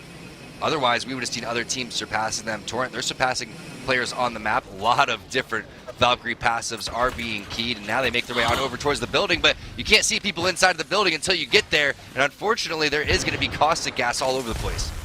Oh, and Arcstars on top of that, and the tether to make sure that you continue the pressure. Torrent now, see Uri's just flying away. They want no business with this. They have to give up that building, but now they need to play off of this low ground. Maybe trying to see if there's any of these other teams sharing the real estate here, but they were getting pinged in every direction, so they want to play this safe as G2 now are going to be able to move in onto Renegades. They just lose the Signful now again, so they're going to get another res, but with this dome, they're going to be able to delay the inevitable. Surprisingly, G2 doesn't have a gold backpack. There was a moment on World's Edge where they had 2 gold backpacks, but the one clip from Madness was so darn good right there. Now Lazarus is coming around the corner as well. Renegades, they're trying to stay alive over towards the side, and they will be able to, getting inside of the zone. Bubble coming down, very nice timing from Pau. They should be safe here for the next 10 seconds. As you see, he's going to take that kill lead. Nice job taking out one of our top squads. Renegades really needs those points. Space Station really needs all these teams to basically take each other out and just get those placement points. You worded it perfectly, Tom. Renegades needs this. They've been silent for the past few weeks, and right now they're sitting in 9th in the overall leaderboards. Their best placement being 3rd place, so they see the dub in sight. They're playing behind this natural cover. They know that there's another team across the waters here, but they're so close to that circle that they're going to be inching in. The heals are going to get them back on over towards full health. 1 minute until the zone's going to be moving over here. We see in the player outlines that nobody is down there, but it makes complete sense for them to go and check their back, especially with how loud that water is. Sometimes it feels like there's people splashing around in there, but it's just how loud it actually is. Now Space Station has gotten back into the middle of the circle. What is going to be new? Pau going to come around the corner, and they do spot a rat. So even, I have the player outlines. I didn't see a player over there. They sensed him out. Yeah, Wash now getting taken out. Renegades, you would think that they're the ones on the Bloodhound just sniffing out the competition out here. They see that rat off to the side, and now they have to play this safely because there's not much cover between them and those buildings, and they don't want to traverse through that open ground where the water is. So you can see them trying to take some off angles, but TSM have a really good position here on the height. Good shots with the 30-30 little jiggle peaks. Now the wingman coming in for Imperial Hal, as he always does. Just kind of setting some warning shots, trying to, again, filter players out of the area so they can continue on with the rotation when they absolutely need to. Complexity still in this one. Space Station, Renegades, Torrent, a lot of our heavy hitters here with TSM over on that west-hand side. You can see fighting happening on over towards the building right there. They're trying to filter out TDG, who's been locking that down for a while now. Yeah, TDG's been at building for a hot minute. Now Lazarus, though, with that Loba, they're going to be diving into the edge, but I don't know if they know that they're going to be landing basically right next to Space Station here, going to share this side of the circle, but a good little position that they've been able to buy for themselves. Now TSM with a later rotation, with a later redeploy, they're going to delay just dropping down, but they're going to be dropping down right on top of a team who have already used up their dome. Verholst is going to be a little bit late to the fight right there. Hal's going to have to get out of there, and now Reps throws down the counter bubble, but you can see how much damage they've already taken. That's going to be knocks coming in on both sides of the 2v2 situation, but once you start getting knocked, you know these third parties are going to come in, Vicky. There's so many squads left here. We'll see if Reps can do his best results impression using these knockdown shields and staying alive. Can he avoid that nade with the death box? Yes, he can, and also another nade coming through that the knockdown shield is going to be able to help with, so Reps utilizing this to near perfection, as you can see in the kill feed. Renegades now going to be eliminated. Sentinels still in this one. TDG goes out. TSM goes out. Wow, a lot of teams just eliminated with that close. With CLX being the ones on the other side to fully send it down onto Reps. I mean, that was such a difficult fight for Reps to really juggle in that situation. It's an amazing part just to be a solo and you being a Gibby at least, as if you are stuck in that position. But there's only so many knockdown shields, so many arm shields you could actually kind of hide behind, as CLX are going to take away from that fight. Currently going to see Space Station still holding on to that northern part of where that circle is going to be closing, but they have to focus down into Lazarus, who have no cover. They have the dome, but a beautiful grenade to crack shields. Has the dome, has the defensive bombardment too. I'd be using that one right now if I'm Lazarus. You can see the bubble is going to go down. That's going to be the black hole from Zanile. Well timed, because the bubble's going to be going away. They need to toss a grenade inside of this bubble, though. That would be a huge play. It doesn't matter. Zanile's going to keep his PK out, and they're going to finish him off with that defensive bombardment, doing a lot of damage on the outside. Great use of the black hole. Again, the smaller the zone goes, the more that's going to eat up when the ultimate comes down. And they defended their turf here too. That's beautiful here for Space Station, because now they know that there's no squad coming in from their 6. They know that Lazarus, who would have been that threat, have been taken care of now. With that bombardment, with that space that they bought, Space Station also have that extra loot, as Torrent are now going for their own set of redeploys. We saw how risky it was for TSM. It's not going to be any easier for Torrent.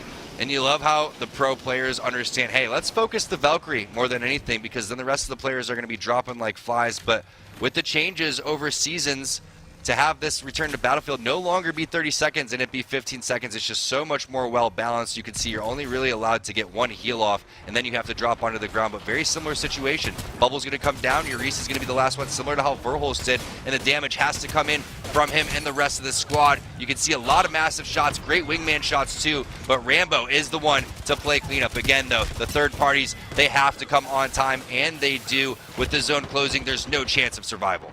CLX get taken down, but with Torrent getting third party, the buff Pathfinder, I mean, this is insane. Exit are playing this off the low gun. They just used up their dome. They're trying to contest this team that's right above them, probably Space Station Gaming, and it absolutely is. They have the natural cover of that gravity lift as well as the rocks, but now they've been able to use their dome second, so they have the advantage naturally here with some extra cover.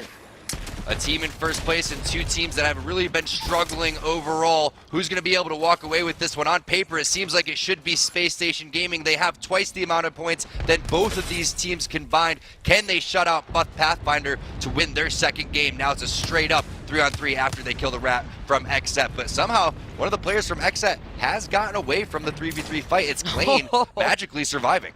He's literally won. They don't know where he is, and currently both Pathfinder and Space Station, they're fighting against each other. 3-on-3. Meanwhile, XSET, they're by themselves. It's a solo off to the side. I wonder if there's a mobile respawn beacon anywhere. Now they've lost Rez. Both Pathfinder now playing this off of the rocks. Remember, Sentinels, they won the last game. Space Station, they won game number 3. And now they're looking to take a second game on top of everything that's happened today in NA. Vicky, they doubled back and found him, maybe while the mobile respawn beacon was going down, but they also got a thirst on the other player from the enemy team. So now Buff Pathfinder not in a good situation. Wow, Space Station playing this one by the book. They're going to have the black hole being tossed out to Lee. He gets sucked in there, and it's just a matter of time before Space Station closes this one out. Perfect execution of the bubble. Everybody taking their time, showing respect, even though it is a 2v3. They want to end this one in style without taking any damage. Lee's already down. Boom! The last shot to the face. Space Station Gaming. They continue the onslaught of this group. They're blasting off right now. They are feeling themselves. I love what I am seeing from this team today. They are really coming around after a bit of a slow start to Split 2. They're showing up very similarly to Split 1, if not even better.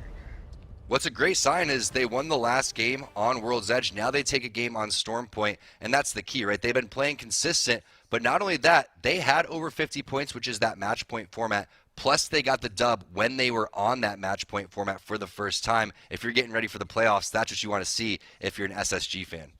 Yeah, I honestly really love to see that Space Station, not only did they take a game on World's Edge, they take a game here on Storm Point. You talk about that consistency, you talk about the 9 KP that they're able to secure alongside those 12 extra points for getting first. You love to see it, and then you do like to see teams like Buff Pathfinder, XSET coming out of nowhere. Complexity, they've been kind of consistent inside of the top 10 overall. They just haven't had that big game yet. Yeah, also seeing TDG doing pretty good, landing themselves in that top 10 spot. Lazarus, a lot of our teams actually that we had on the second page in the overall leaderboards really showing up for this second to last game in the top 10. And you see TSM in 9th place. Our picks for today, Vicky, it's been hard for the rotations. All these skyward dives not really working out. You begin to wonder, is that where the learning curve is for TSM? Are the rotations coming in at the wrong time, or do they need to just be a little bit more picky on terms of when they are going to pick their landing spot? That remains to be seen. They're still playing at an extremely high level, definitely going to be one of our top teams going into the playoffs once they secure that spot. But surprisingly, on the second page, you have G2 going out fairly early. Tough spot to be in for results towards the tail end of that. He was taking a lot of fire, but they've had a pretty good day overall. I feel like with that win, though, Space Station Gaming says, you know what? We got this one in the bag. Y'all could fight for second place. Yeah, I mean, they held on to that northern part of that final circle positioning for so long, even wavering off Lazarus. Look at the amount of kills that they were able to solidify for themselves. The damage, too, very even across this entire team. Super even, and Zenial's been playing out of his mind. Frex has been playing out of his mind. Multiple legends being used. We saw Caustic previously. You love going and seeing how they're able to make the adjustments. 2 different players playing 2 different legends based on the map selection. That is serious talent coming out from Space Station Gaming, and they're taking a page out of the ESA's book. I'm not quite sure exactly what their compositions were for the first couple of days, but when you look at that, they're doing the same exact composition. That's the team that's getting the meta and a majority of the points like ESA has been. Let's invite Kate back to the desk so we can break down all of our action on Stormpoint. Kate, welcome back. Well, thank you very much. And boy, you are speaking my language, T-Squared, when we talk about the change in team comps. And I just love how spicy things can get when they have a different team comp coming in, especially on this newer map. But as we take a look, we're going to talk about where we've been, and then we'll talk about where we're going. Because, of course, it's Game 6 right around the corner, and we've got some teams that are certainly looking at those leaderboards and going, let's see what we can do. But let's talk about match 4 before we get to that. So much of the late game was about not having room in the inn here, Vicky. Talk to me about how those teams really did a great job creating space most effectively. Which of those teams really showed that the space was theirs and everybody else just has to make room?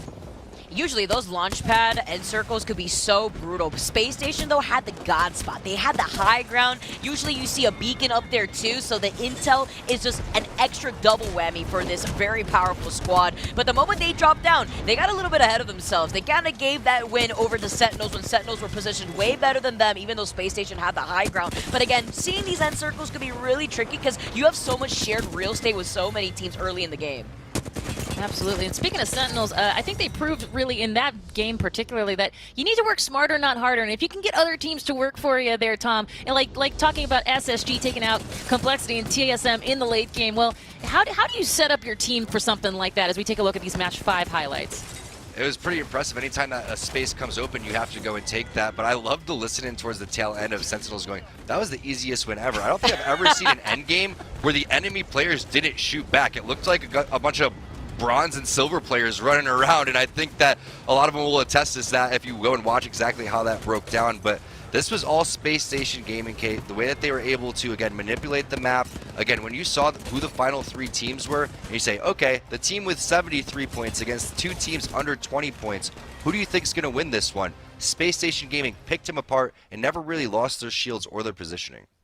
They did not, and a lot of that had to do with that, that horizon, that black hole that really was effective. Tom, can you talk to me a little bit about how it, I guess because this is, again, we've seen ESA use Horizon, but we really, in this particular group stage here with these 2 groups, we haven't seen it. They're really coming in, and I love when they have one player, one team that has one different comp that can make all the difference. Talk to me about how that black hole was really well played. Here's sort of a masterclass if you're looking at this late game from match number 5. What's interesting is we've seen success with Horizon and we've seen success without it. Like C9 switched off Horizon and was more successful after that once they picked up Loba and Caustic. This time, it's just in these instances, in this game specifically, very nicely placed black holes, and it's such a big utility, right? So once that bubble went down, I believe against the fight against Torrent, he threw it on over towards the side. Once they had the final 2v3 at the end, he throws it directly on one player, making it a 3v1 on either side that they want to choose. And then you saw the respect, Kate and Vicky, that they had for the other players. They didn't just rush at them.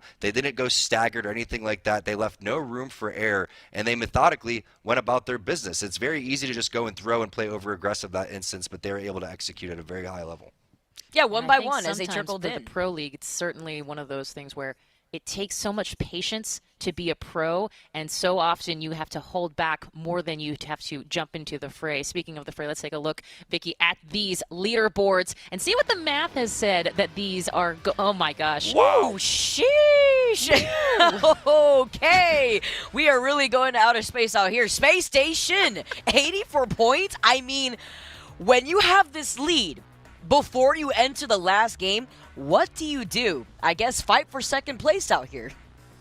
I guess you do, Tom. I mean, you know what? I'm gonna say fantastic work so far for Space Station. You know, and of course we talked about G2 TSM, but I also need to mention E8. Let's just talk about that for a minute. They are on this first sheet when nobody, including those of us who saw that they were 38th coming into today's matches, would have guessed. You know, I'm just glad that Rainday didn't pick Space Station, because I'm not quite sure how much more of the gloating that I could take from that guy. So now we have a real interesting face-off, all right? Kate, I know you guys got G2, we got TSM, but we got to talk about the other teams too for sure, right? Like Renegades fighting for relegation, TDG's having a great day, Complexity's playing consistent. But now, again, it's that race for second place. Space Station's just blown the roof off this lobby. Oh, yeah, you are not wrong. And Vicky, as we take a look at the second page, I am going to say something. We've seen a lot of these. Listen, this last game specifically, we saw Torrent play a nice little piece of spoiler. We saw Lazarus bring in that Loba in. We saw start a fight in the early part of our matches today. And Nightmare. I mean, literally, I could talk about all of these different teams and say, hey, they've all played a very integral part in a lot of these different tournaments, a lot of these different matches, excuse me. Yeah. Startify also getting third party when they were trying to push it onto G2. A lot of these teams that were in that second page doing a lot of work in that game number 5, but you could already see in that first page that big point disparity between themselves and that second page, but specifically Space Station sitting in that first place spot. They are indeed. Space Station sitting in first, but who will come in second? And certainly, who will potentially find themselves a little higher on our overall leaderboards? Well, we've got one game left, which means it's time for us to head on up to a break for just a moment. But don't worry, match number 6 comes right after this. I'm gonna ult them. Okay, I'm ready whenever. Bubble up on them. Bubble up on these guys. I'm coming. Bubbling left. What's up? I'm batting in the bubble. Just wait for 1 second and then I'll push right, okay? I cracked those. Pushing right. Crack down. Oh my god, get fit on. Holy. Nice. What are you talking about, boys? Let's go, boys. Let's go. Let's go, boys. Let's go. Let's go. Oh my god.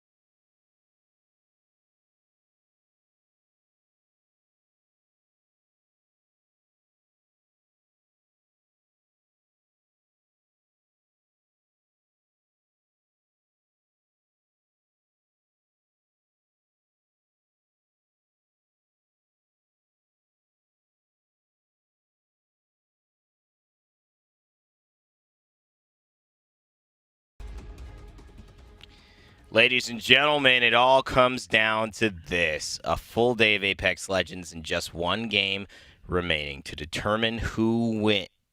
Well, no, actually, SSG is already going to win. We're pretty sure of that one. They have dominated so well in 5 games that they've made up for Game 6. They can they could walk, around this final lap. But it is a battle for second, and it certainly is a battle for pride, and it's a battle for moving forward into tomorrow because and through the rest of these playoffs coming up, these teams are going to be the same teams that see each other in Sweden. And so if you can't get it done here when it matters most, well, you're not going to be able to get it done when the stage is even brighter. So a big game regardless here to finish it off and kind of put your stamp on this day of Apex Legends in North America. And even if you're not coming in first place, it's still very important, these placement points. Again, only 10 teams from North America will be headed to the finals. So it is going to be very cutthroat at the top, and you don't want to be one of those teams in the middle. You want to try and secure your position as soon as you can. That's going to be absolutely crucial. So we'll see Space Station now looking to maybe go for 100 points in this game. I think they could do it. They really did get a valuable tilt of favor in that launch pad circle, right? One of the games that they won, the ability to have, where they land, be where the game ends. It's not always happening, and you don't always get a kill that fast. Clearly, some teams deciding that it's better to fight than take flight. Torrent happy with that one. Rambo picks up the nice finisher. Possibly record time for a kill there. Well, at least with a finisher, surely. That was very, very quick indeed. And difficult start. I don't know if they chose to... I mean, sometimes we see one player drop away from his team and another team will just be like, all right, let's just drop on this guy and finish him immediately. So that is possibly what happened over there. We have to see. And we can see where all the teams are currently. There is a spread towards the fish farms we can see, so there's going to be a lot of looting. Beacon and Replicator. May not be just one team heading towards those fish farms. In fact, we can see a rotation from second team already, so we may see some more early frags here. And I do only see 2 members of Wash, so that might have been the solo who they found that landed maybe a little bit north into where Torrent is on the very northern side of your map. Wash, I'm looking at, is the kind of purple... light pink squad in that previous map graphic that we had. Start a fight. We know what they like to do early on. AV's backing around, using the second side of the Gibraltar bubble. Flying up on top is Matt Pickett, trying to get a better angle. It's actually a really, really nice approach. Can they just get the first shot, though? That's all the pressure that they will need. They've caught one inside, but he gets caught himself. Trades about 50. It's still even. Clearly a lot of fighting early on, and they might be fighting DXT. The only team I know with a fuse in this lobby, and that was the Motherload down on the ground. Nice stick. Crummy getting involved, but he gets taken right back. It is DXT, and Wave finds it. Avies takes down Wave, though, and Sung also falls. Start a fight. Looking like they're going to clutch this one up. DXT out of the lobby. They are your first team down, and some spray afterwards to emphatically tell them they should not have started that fight. Tactical crouching as well, nesting like he's above an egg. Oh, wow. Absolute BM to levels that we have never seen before. Really enjoying it. Sung a, caustic main, not on Storm Point as well, falling victim to Start a Fight, who want this Replicator real estate, the beacon information as well. That was a big fight for it, and that's some lovely early KP. And we'll see if they can get revenge on Start a Fight in the games to come. But this will be the last game for today, so they'll have to rue what happened. And that will be hard to watch. Definitely be looking for revenge for that in the future. And we'll have to see if that plays out. Maybe there'll be some animosity in future lobbies. But Start a Fight now with a lot of space as we are going to head to a replay as there's been more action elsewhere. Oh, that's actually here. Okay, so finishing off with the fist as well. Becoming the kill leader with his bare hands. Oh, man. That's one we haven't seen yet. Barehanded kills, a little montage of that. I'm waiting to see people get punched off the map. We got a great map for it in World's Edge. A lot of circles that can benefit in that situation, and I just want to see it. I think if you realize the other kill that I want to see. All right, James, you ready for this? It was possible in our last circle. Punch somebody into a gravity cannon. Send them out into the ring against their will and let the zone take them out in a final circle like we had at Launchpad. I think that goes into a top 10 moment in Apex history. That would be quite something. We'll see if that happens in future. Or maybe like a Horizon queue. Wow. Well, you can see production have really enjoyed this, the replays from all the different angles, just to remind them, in case they miss it, in case they looked away, they can catch up on the stream and realize the BM that was happening. Thoroughly enjoyed by the guys in the back. Yeah, we're not going to move on from that. Everyone will know that that occurred. It is the only action that's really happened today besides Torrent and Rambo getting the finisher. There's been a lot of Gibby finishers, a lot of Gibby movement. You know, hopefully you're comfortable with that. My man Gibby, he does like to do his thing. And ain't nobody mad about that around here. Buff Pathfinder. I've liked the way I've seen Kimchi Lee on the wingman. He's been hitting those shots, got himself into a top 3 alongside the squad. Only got 2 points off of it after getting involved there. Could have been close to 6 if they would have won, but it was a tough one. Exet Klein, obviously, staying alive and going against SSG, the winners of the lobby. Can't blame them for not winning it. Exet Renegades facing off at each other. If I'm Renegades, I mean, a lot more to lose than Exet here. You're on 30 points, but when you consider that Hal, G2, sitting on 40, and then, of course, 45 points respectively, you're only 15 points away. You put together a good game. You could jump into second here. You win this lobby. Second is almost assured as long as those teams don't have standout performances alongside you. So there is a lot to play for, a little bit more of a risk if Renegades are, so I think they'll play that patiently.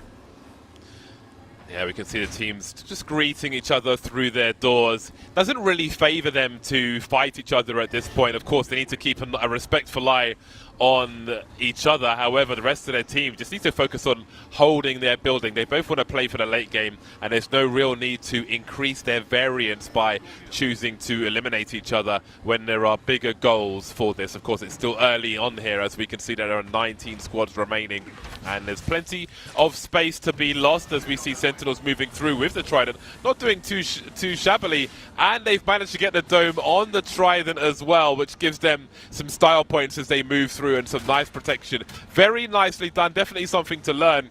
And that, they had enough dome. Oh, they could be in trouble now. They thought they could go all the way around, but they can't, having to use the boosters. Otherwise, they could have been in a lot of trouble. So, lesson learned. Let's consider that. They've got plenty of movement, too, with the Ash phase breach and the Skyward Dive. That Trident does a great job, and I think it's been a really good introduction of the vehicle. When you get shot, it's 20% of the damage that's done, split amongst all members in the Trident. So it's going to take a lot, of course, to completely knock someone down. However, the hitboxes of the models of the characters are still available to be shot. So you can shoot the Trident, hit 20% damage, but if you do it a headshot onto the actual model that is driving, it's going to count like you hit it in the middle of a fight. And so there's always a little bit of wariness that you should have if you are against players of this caliber and you're in that Trident. It could go from okay to dangerous very quickly, especially with a team like SSG who have their sights set on you. What we need to see is a Trident hit with a Horizon Q and then Kraybird while in the air. That's what we need, style points. No, I love it. You know, have you seen one of the Tridents on the Octane jump pad? I mean, that thing, it just keeps going up and up. It's like a kid in a bounce house. You never get him out of there. Food, dessert, nothing is more fun than jumping up and down. Remember when life was that simple, James? We're just jumping up and down, got the job done. Can a Trident double jump off of an Octane pad? That is the question. It could triple jump.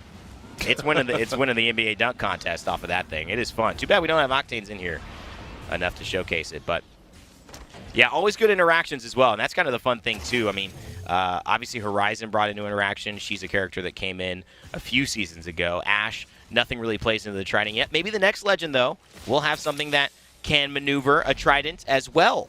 So who knows? Who knows where that will take us as Apex Legends keeps growing with the Legend roster and competitive keeps changing and the meta keeps evolving.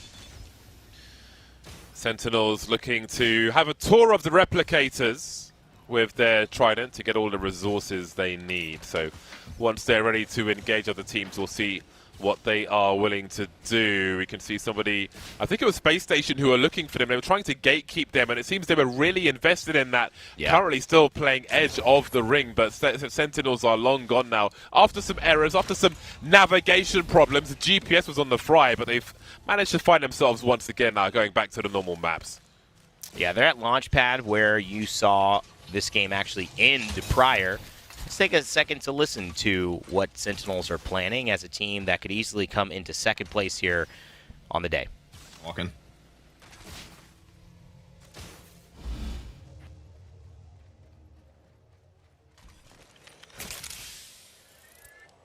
I guess they could still be up there, but I don't see why they would, because they didn't see any of us.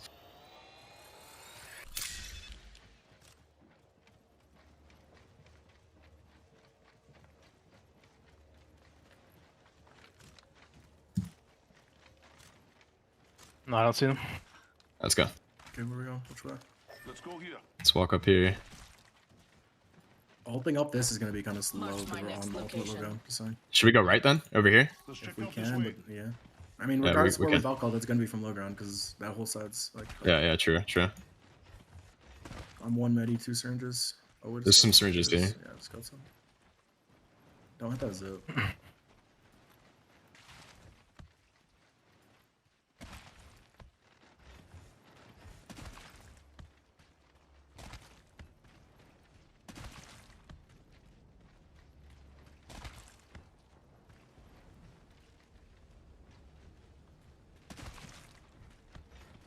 Alright, we just gotta see if we can go right or not. That's it. If we can't go right, then we can't go right. We should not. Isn't there like something on that cliff? There's like a bunch of cover on that cliff, right? Yeah, just we're ultimate low. Look at this fight. Is this third? There's a car here, and yeah. They might fight. Try and take it slow. So just stay together. Yeah. We just AFK at this wall. They might come. They might come to us because maybe they can't get held, so we're routing.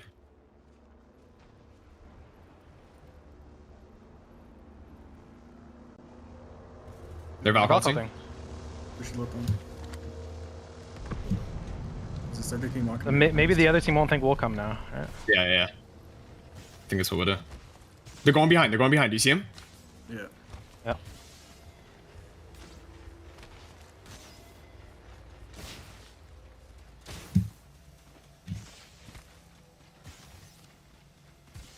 Make sure we're full HP before we go. Yeah.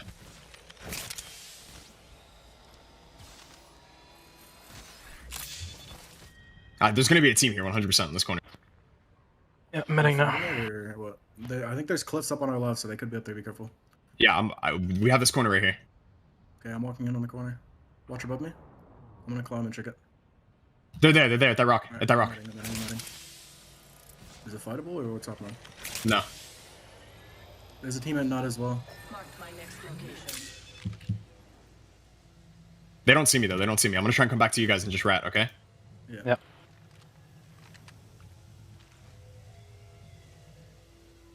If they saw me right there, we're fucked.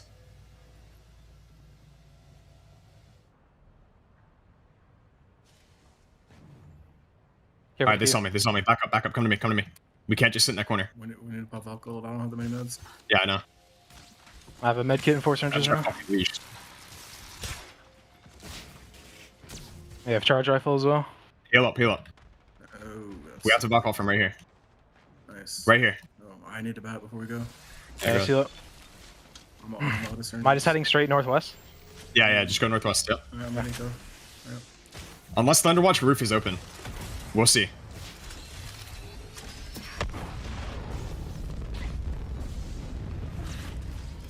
I'm pretty low. Go right here.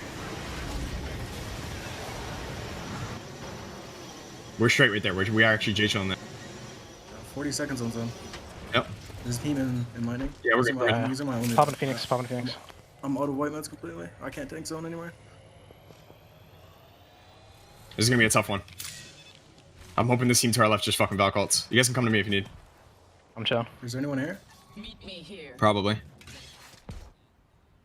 Well, it is going to be a tough one for Sentinels. Start a fight, getting gate kept here by TSM. At least Sentinels aren't going to be a part of it. Start a fight, hitting a couple of shots early.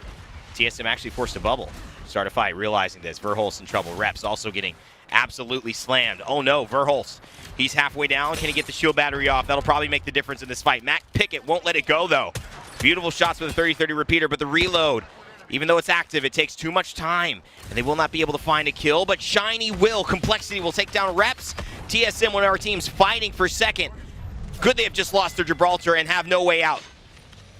This is so bizarre. So bizarre. Both teams extremely late in the ring, trying to move around the replicators. Sentinels having to Valcolt into a corner where they're really stuck, and then TSM find themselves between two teams who are late in the zone, and suddenly they find themselves in a worse position. Now rotating out with two, they have to be extremely frustrated at this, and because of these late teams in the zone, they find themselves in a horrible position, picking up the pieces of what could have been when they were in a spot to try and gatekeep these teams. It's so weird, the sequence of events that just happened now, but maybe they can find something with this Loberalt to help them out. They have got to get Reps back into this game.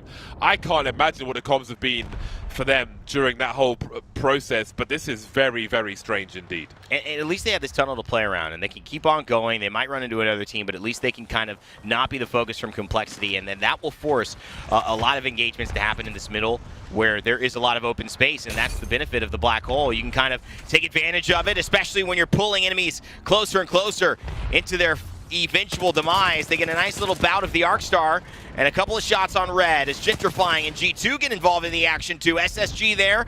This could be the best thing for TSM just to survive, just to stay out of it, because Complexity are one of the teams that they're fighting as well. There's a lack of cover for all the teams in this area, and G2 are hungry. They smell opportunity, and they've got the range for it as well. Look how many people are currently coexisting.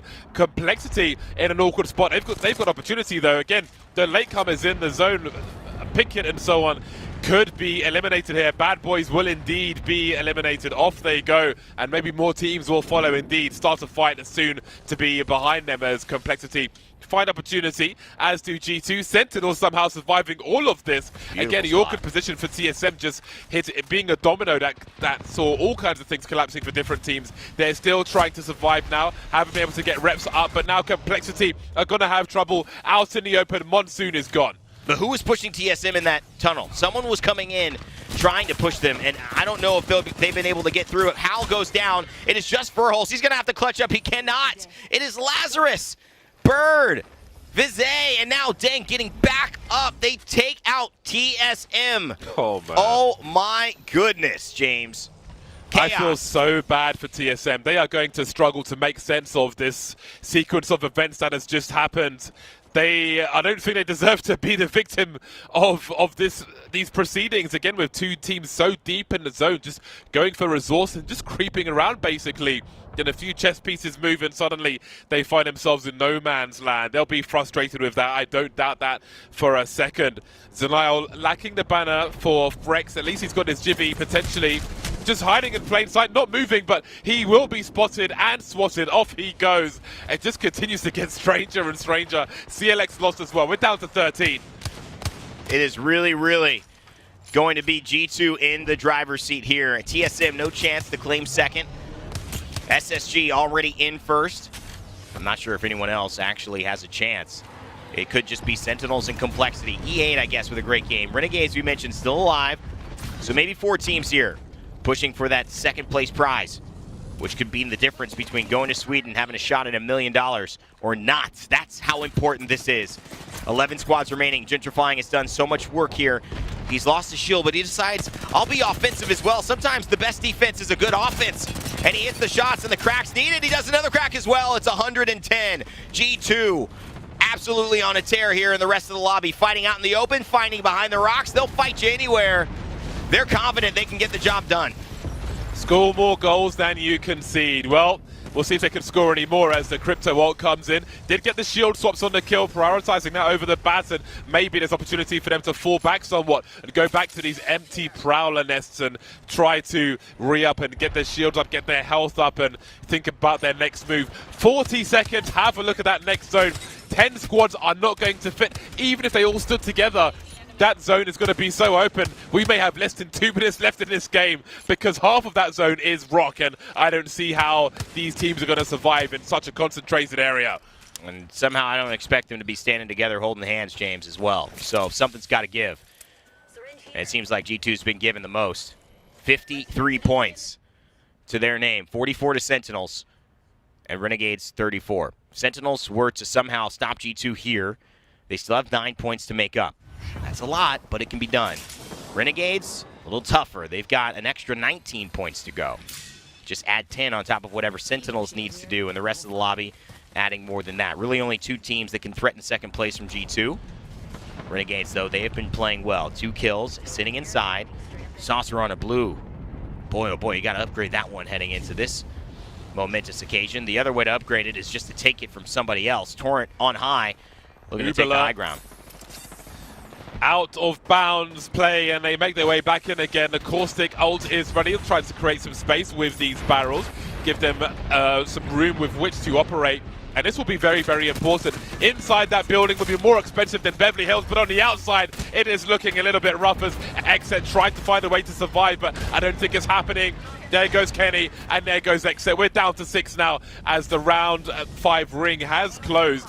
5 squads remain, but I think we're going to see more dropping soon because surely they can't all coexist here. We can see Torrent considering a play through the door, but they can bide their time here. All these barrels, they're in a good position. They're unlikely to be flanked. Somehow G2 have found half the map to themselves. They've got some angles, they've got some range, and they have to be playing for first place. They are playing for first place, but so are Sentinels here. And of course, it's all speculative. It's all relative because of the fact that we see SSG out to the races. It's 8 points now, the difference. Renegades almost counted out, even though they're still alive. They would have to pull off a miracle. I'm okay to watch it. I'm okay to see it. But they're going to have to prove it to us. Sentinels maybe with the best chance. G2 also clearly in the driver's seat, as we had mentioned before. And they are driving a Lamborghini. They are getting behind a V-twin turbo there. No questions asked. Someone is going to have to immediately and abruptly stop them.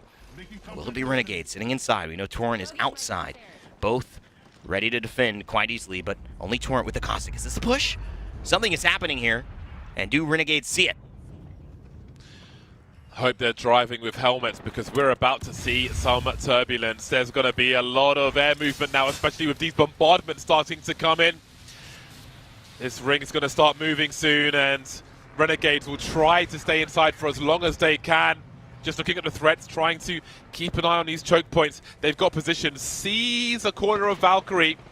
And again, may require some trigger discipline. There are still 4 other squads around them, and they have some position. Allow them to eliminate themselves, pick up the scraps afterwards. And indeed, Sentinels are going to be in some trouble. They'll be trying to hide as long as possible, but we can't all hide. Some of us are going to be forced into the open and have to face the sun. 1 bullet. He's got 1 bullet in the devotion. If that doesn't give you a hint on how desperate some of these teams are, I don't know what else will. Sentinels only hope here because G2 have them in their sights as if every team from on high drops down trying to take the opposite angle for the game win. And that just might be what happens because, of course, G2 are in the best position. It is a Thermite doing work. G2 with the missile swarm as well. They've got a phase breach if they want to get involved. It's Renegades looking to find a couple of kills. Are they fighting Sentinels? They certainly are. Crust will go down. G2, defensive bombardment is going to do the job and take the cake there. Dressav will find Renegades. It is a squad falling. It is only 3 left. 2 left now in the way of G2, assuring themselves second place, claiming the best prize available in this lobby that's left. And boy, oh boy, do they want it. Sentinels and Torrent around G2 as well. Really going for the last place here. We've got domes up and we've got shotgun shots all over the place. Out goes Sentinels in third, but who's going to take first? G2 have had strong position. Their shields are still up and they are drilling at point blank range. G2 to take our last game. They had half the final ring to themselves. They waited until it was time to strike and they took it all by force. G2 show up. That's really all you get to see. It's a team on fire. And Gibraltar does a little twirl with it. Great stuff from Resulta, Designful, and Gent to take second place here in the lobby. And on the day, SSG just too far out, too early to be caught, James. But what a great day of North America. We still don't have the official leaderboard, so we'll wait. We'll bring on Kate a little later to check that out. We do have the leaderboards coming up for this game, though.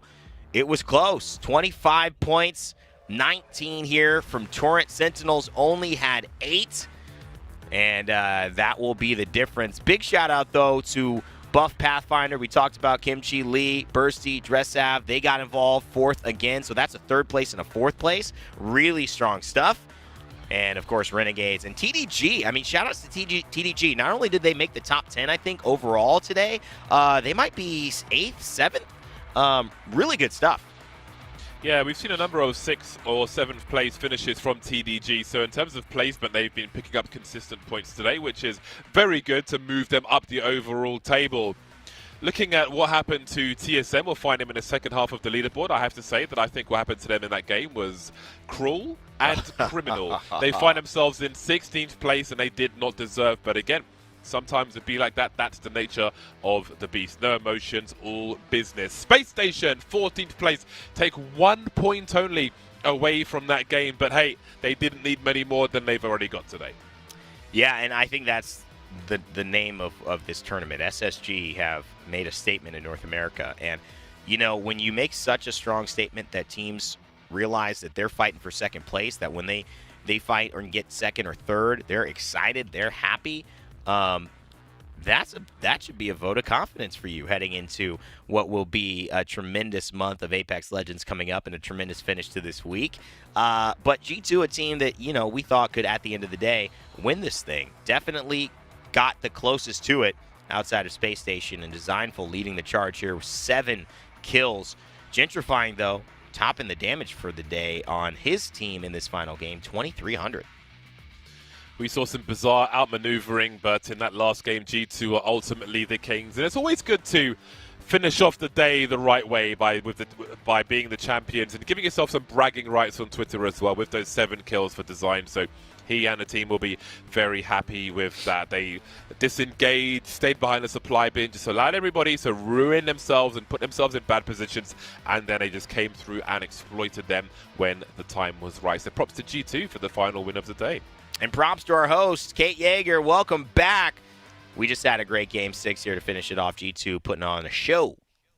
Yes, we did, Evan. And boy, G2, what a great choice for our talent predictions. I just got to say, I never get to wear this face, but either way, it would have been better if either of us had chosen SSG. But you know what? Yep. We're going to let that one slide. Let's talk about match number 6 that we just saw. And thank you so much for casting, bringing that hype, which I know is so hard and can be so hard to do, especially when you're at the tail end of these 6 matches that have all been hyped for sure. But let's talk about the masterclass. We're talking best position here from G2. We're talking that late game, that thermal, that thermite, that missile swarm, that phase breach. Easy for me to say after a day. But Rainy, let's talk a little bit about what G2 did right, and more importantly, how people can take that and move it into their own games, whether that's pubbed or ranked. Well, I personally always will tell people that there are styles to how you can be successful. And as a player in my athletic career, you know, and soccer being my sport, you know, football, obviously, if you're watching from the EMEA side of things,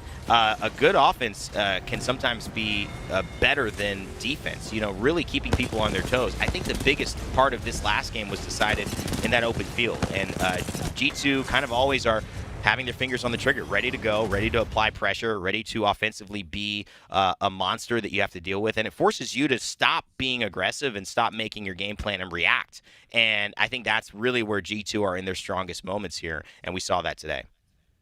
We did. Speaking of things that we saw today, let's take a look at those drop spots. And James, while we do, I think it's really important to talk about where these, because of course these games have a beginning, a middle, and an end. And we saw a lot of teams coming out swinging, certainly at the drop, and we also saw a little bit of early aggression, especially in this last couple of games. Yeah, start to fight and not having anybody come in their direction early on. They were very, very vocal about that in the way they communicated over the top of the boxes once they had won the fight. That was fascinating, but these positions, be it Beacon or Replicator, have been so important for these teams, and we've really seen some fascinating sequences, especially in the mid game, as you mentioned there, Kate, with teams like Sentinels being deep into the zone. And just I'm fascinated by the sequence of events we saw again that led to the demise, the unfortunate demise from TSM, at least from their point of view. And that's something I want to look at after the show, actually, because it's just a lot of teams are spending a lot of time getting their resources up as much as possible. But I feel like the amount of time they're spending in that area is something which has been relatively new, because it's really kind of getting towards the late game there where they're going to be low on KP and so on, and they're going to be reliant on placement and maybe a bit of luck with positioning as well, as we saw from some of these Valcolds. They were not everything was in their control once they were coming back out of those zones. Absolutely. Well, let's take a look at how it all translated, because, gang, the leaderboard is here. We'll find out how much SSG really won by, and my goodness.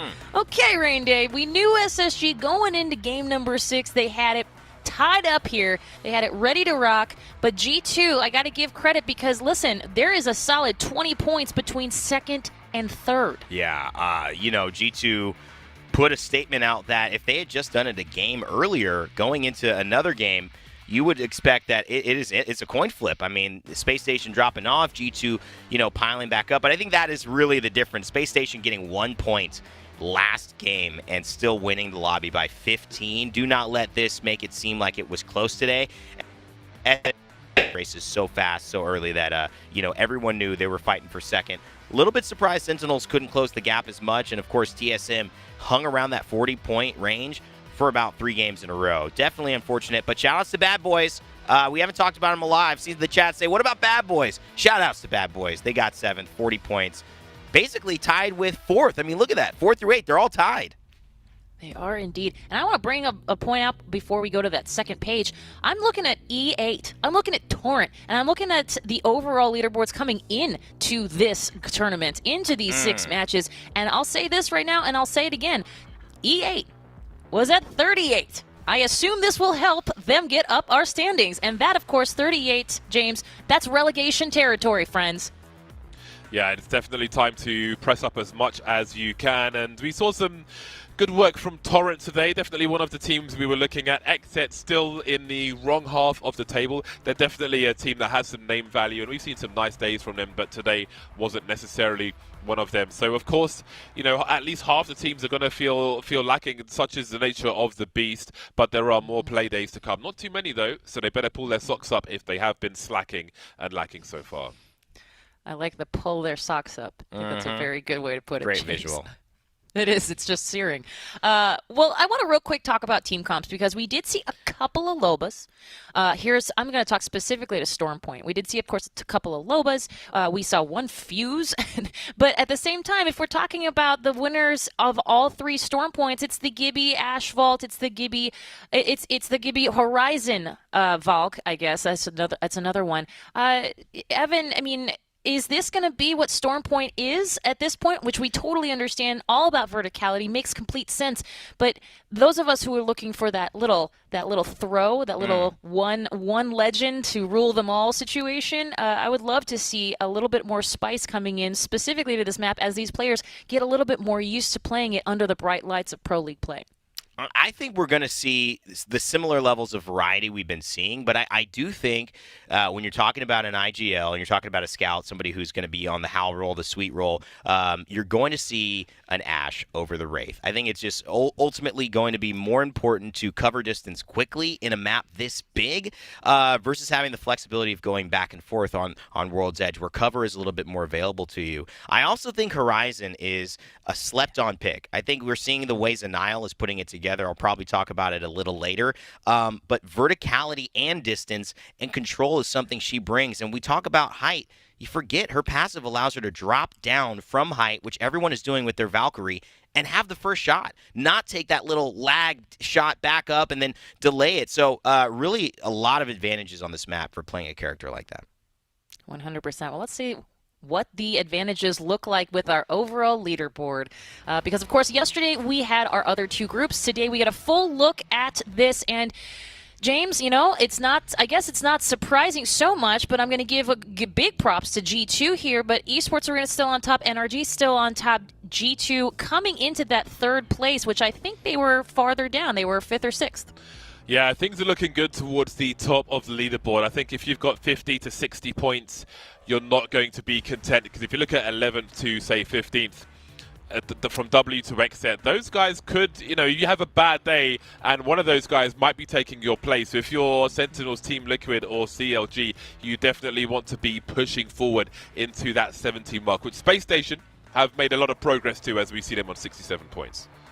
You're absolutely right. And Rainday, as we all know, the green is good, yellow is okay, and red is ba-doo-ba-doo-ba-doo. Yeah, I think the team I was a little disappointed to see, and, we have a friend on it here, former caster with us, Girl, TDG, right out of the top 10.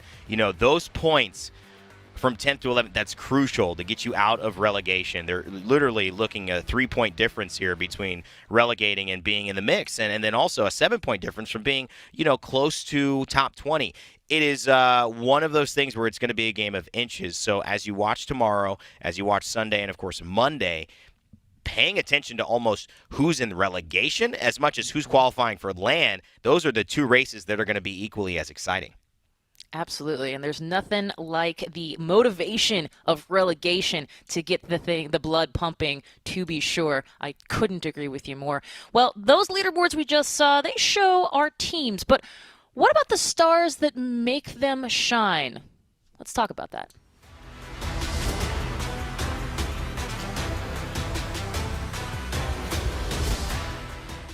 James, in a lobby like this, trying to showcase one particular player could be downright despicable.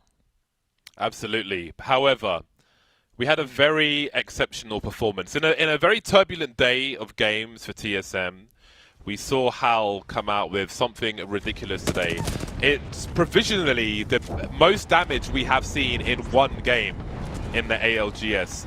3,325 damage in one game. Utterly ridiculous overperformance. I don't know if overperformance is a thing when we talk about Hal specifically. The nearest thing to that, I believe, was Nathan on day 5 with 3,250 and then Sweet with 3,100. So Hal's very likely, almost definitely set a record here, which everybody else is going to have to look at and respect. Respect, R-E-S-P-E-C-T, is absolutely the word whenever we're talking about Hal, whenever he comes up. And I'll be honest with you, James, I'm just sitting here watching mouth agape. So it's just drilled so many people. It was fantastic. They even had the urgency where they had to eliminate a team behind them to make sure they had the space, but everything just went into the faces of their opponents, really. It was beautiful to watch. It was bloody and beautiful. Evan, how about you, my friend? All right. You know what? Listen, I talk about a couple of things consistently, and it's a legend I love. It's a legend I think is underplayed, but it's a legend that, when played to the best of her abilities, you can see it'll get you on top. It is Zenial rocking the horizon for SSG. That, to me, has to be, just really the flexibility too. You look at playing on World's Edge, the Valkyrie, switching up, willing to not only character swap, but to do it so well. It is just a masterclass of a performance for doing things for your team, taking on the responsibility of the movement for your squad, whether it's a Valkyrie skydive, whether it's a gravity lift, or it's a black hole, setting up what eventually would be game-winning plays for them. Zenial did it all. He had the kill record leading into Game 5, and he might still have it as we take a look at the leaderboards very, very soon. This was a guy that was really what you would hope to see on your team, a player who will get the job done and also be flexible enough to do whatever the team needs when they need it. Well, you mentioned kill leaderboards, and I feel like now is the time to take a look at who was topping those kill leaderboards, of course. And what do you know there, Rain Day? What do you know? There it is. I mean, he really did put on a show. And without a performance like that, SSG, maybe they aren't in the same level of caliber that they were today. You look at the consideration of the flexibility, and you look at the execution. It is just a star-studded day for Zenial. If he plays like this all the time, SSG, certainly a powerhouse heading into playoffs.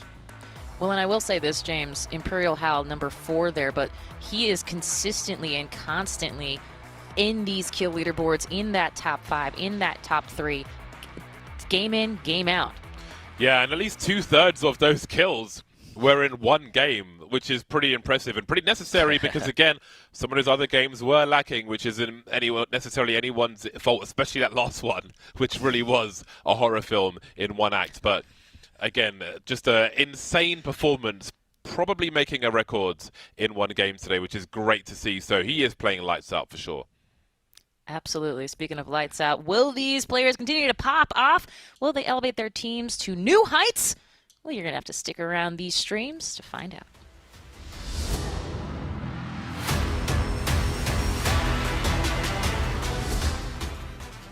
You know what? When we came into today's lobby here, Rain Day, I was convinced that we were going to see some teams pop off that we wouldn't have perhaps normally if we had an ESA and a Cloud9 and all these other top 4 teams in our lobby. And I feel like we got that. I feel like we got a little bit of fun, a little bit of change up here today in all of our 6 matches. There's nothing better, I mean, than seeing what you thought was going to be a story and having, whether it's an underdog or having a plot twist, it's what hooks you. It's what makes you want to watch and see how it all ends, because you know that, hey, this can happen at any point in time.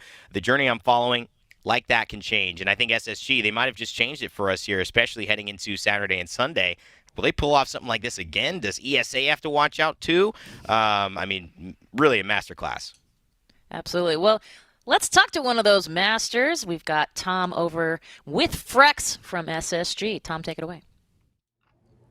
Frexy Poo, my guy. What a pop-off right there, man. First place. Congratulations. Hey, how's it feel after you guys want to go and get insecure for the playoffs? You guys are now, what, 7th or 6th overall? What did that mean to you guys, and how does it feel?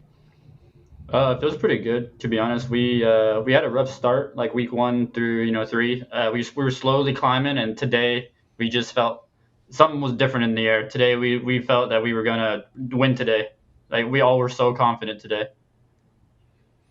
You guys looked confident, honestly, and you're one of the only teams that are making changes from map to map. Some people are doing it, some people aren't doing it as well. What's it like to be playing 2 different legends? You have 2 different members playing 2 different legends. How do you guys prepare for that, and do you feel like your composition is the strongest in the meta right now?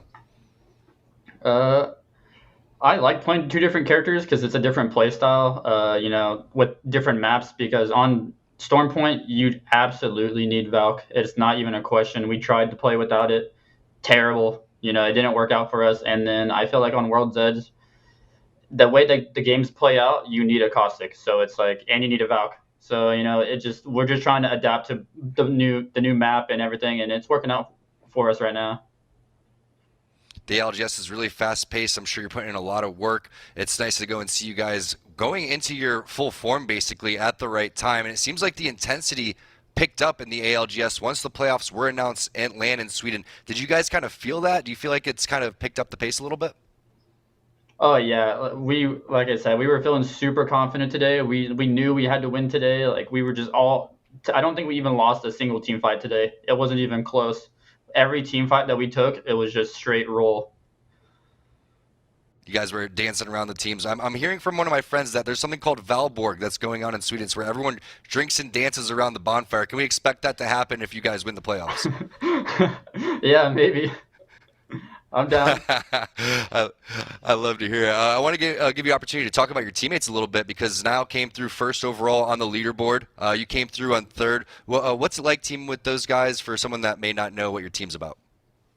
Honestly, yeah, I think Zanal is a really sleeper pick. I don't know if people understand how good he actually is. He's super good at shooting. He's pretty smart, and then dropped is just the best Gibby. He's just going crazy with all the Gibby plays and everything. His bubbles are so good, and he's very loud. He's screaming in the whenever we need to do something, he's screaming. I'm screaming. It's honestly it's so much fun playing with these guys. Last question before we send this one back to the desk. Are you guys going to be able to keep up this momentum going forward? Can we expect you guys to play this well going in the next couple of weeks and in the playoffs? Yeah, so I think on Sunday we have C9 in our lobby, so we're getting contested by them, so we're just gonna keep playing and trying to do better than them. Rock on. I like it. I like the attitude as well, man. Congratulations on a great day as well. Any shout outs that you want to give? Yeah, shout out to my teammates. They played amazing today, and I couldn't have done it without them. And there you hear it. A lot of love for the teammates, a lot of love for you, Frex, as well. Congratulations again. We're going to toss this one back on over to Desiccate. Thank you, Tom. Thank you, Frex. James, you heard it here first. C9, watch your back.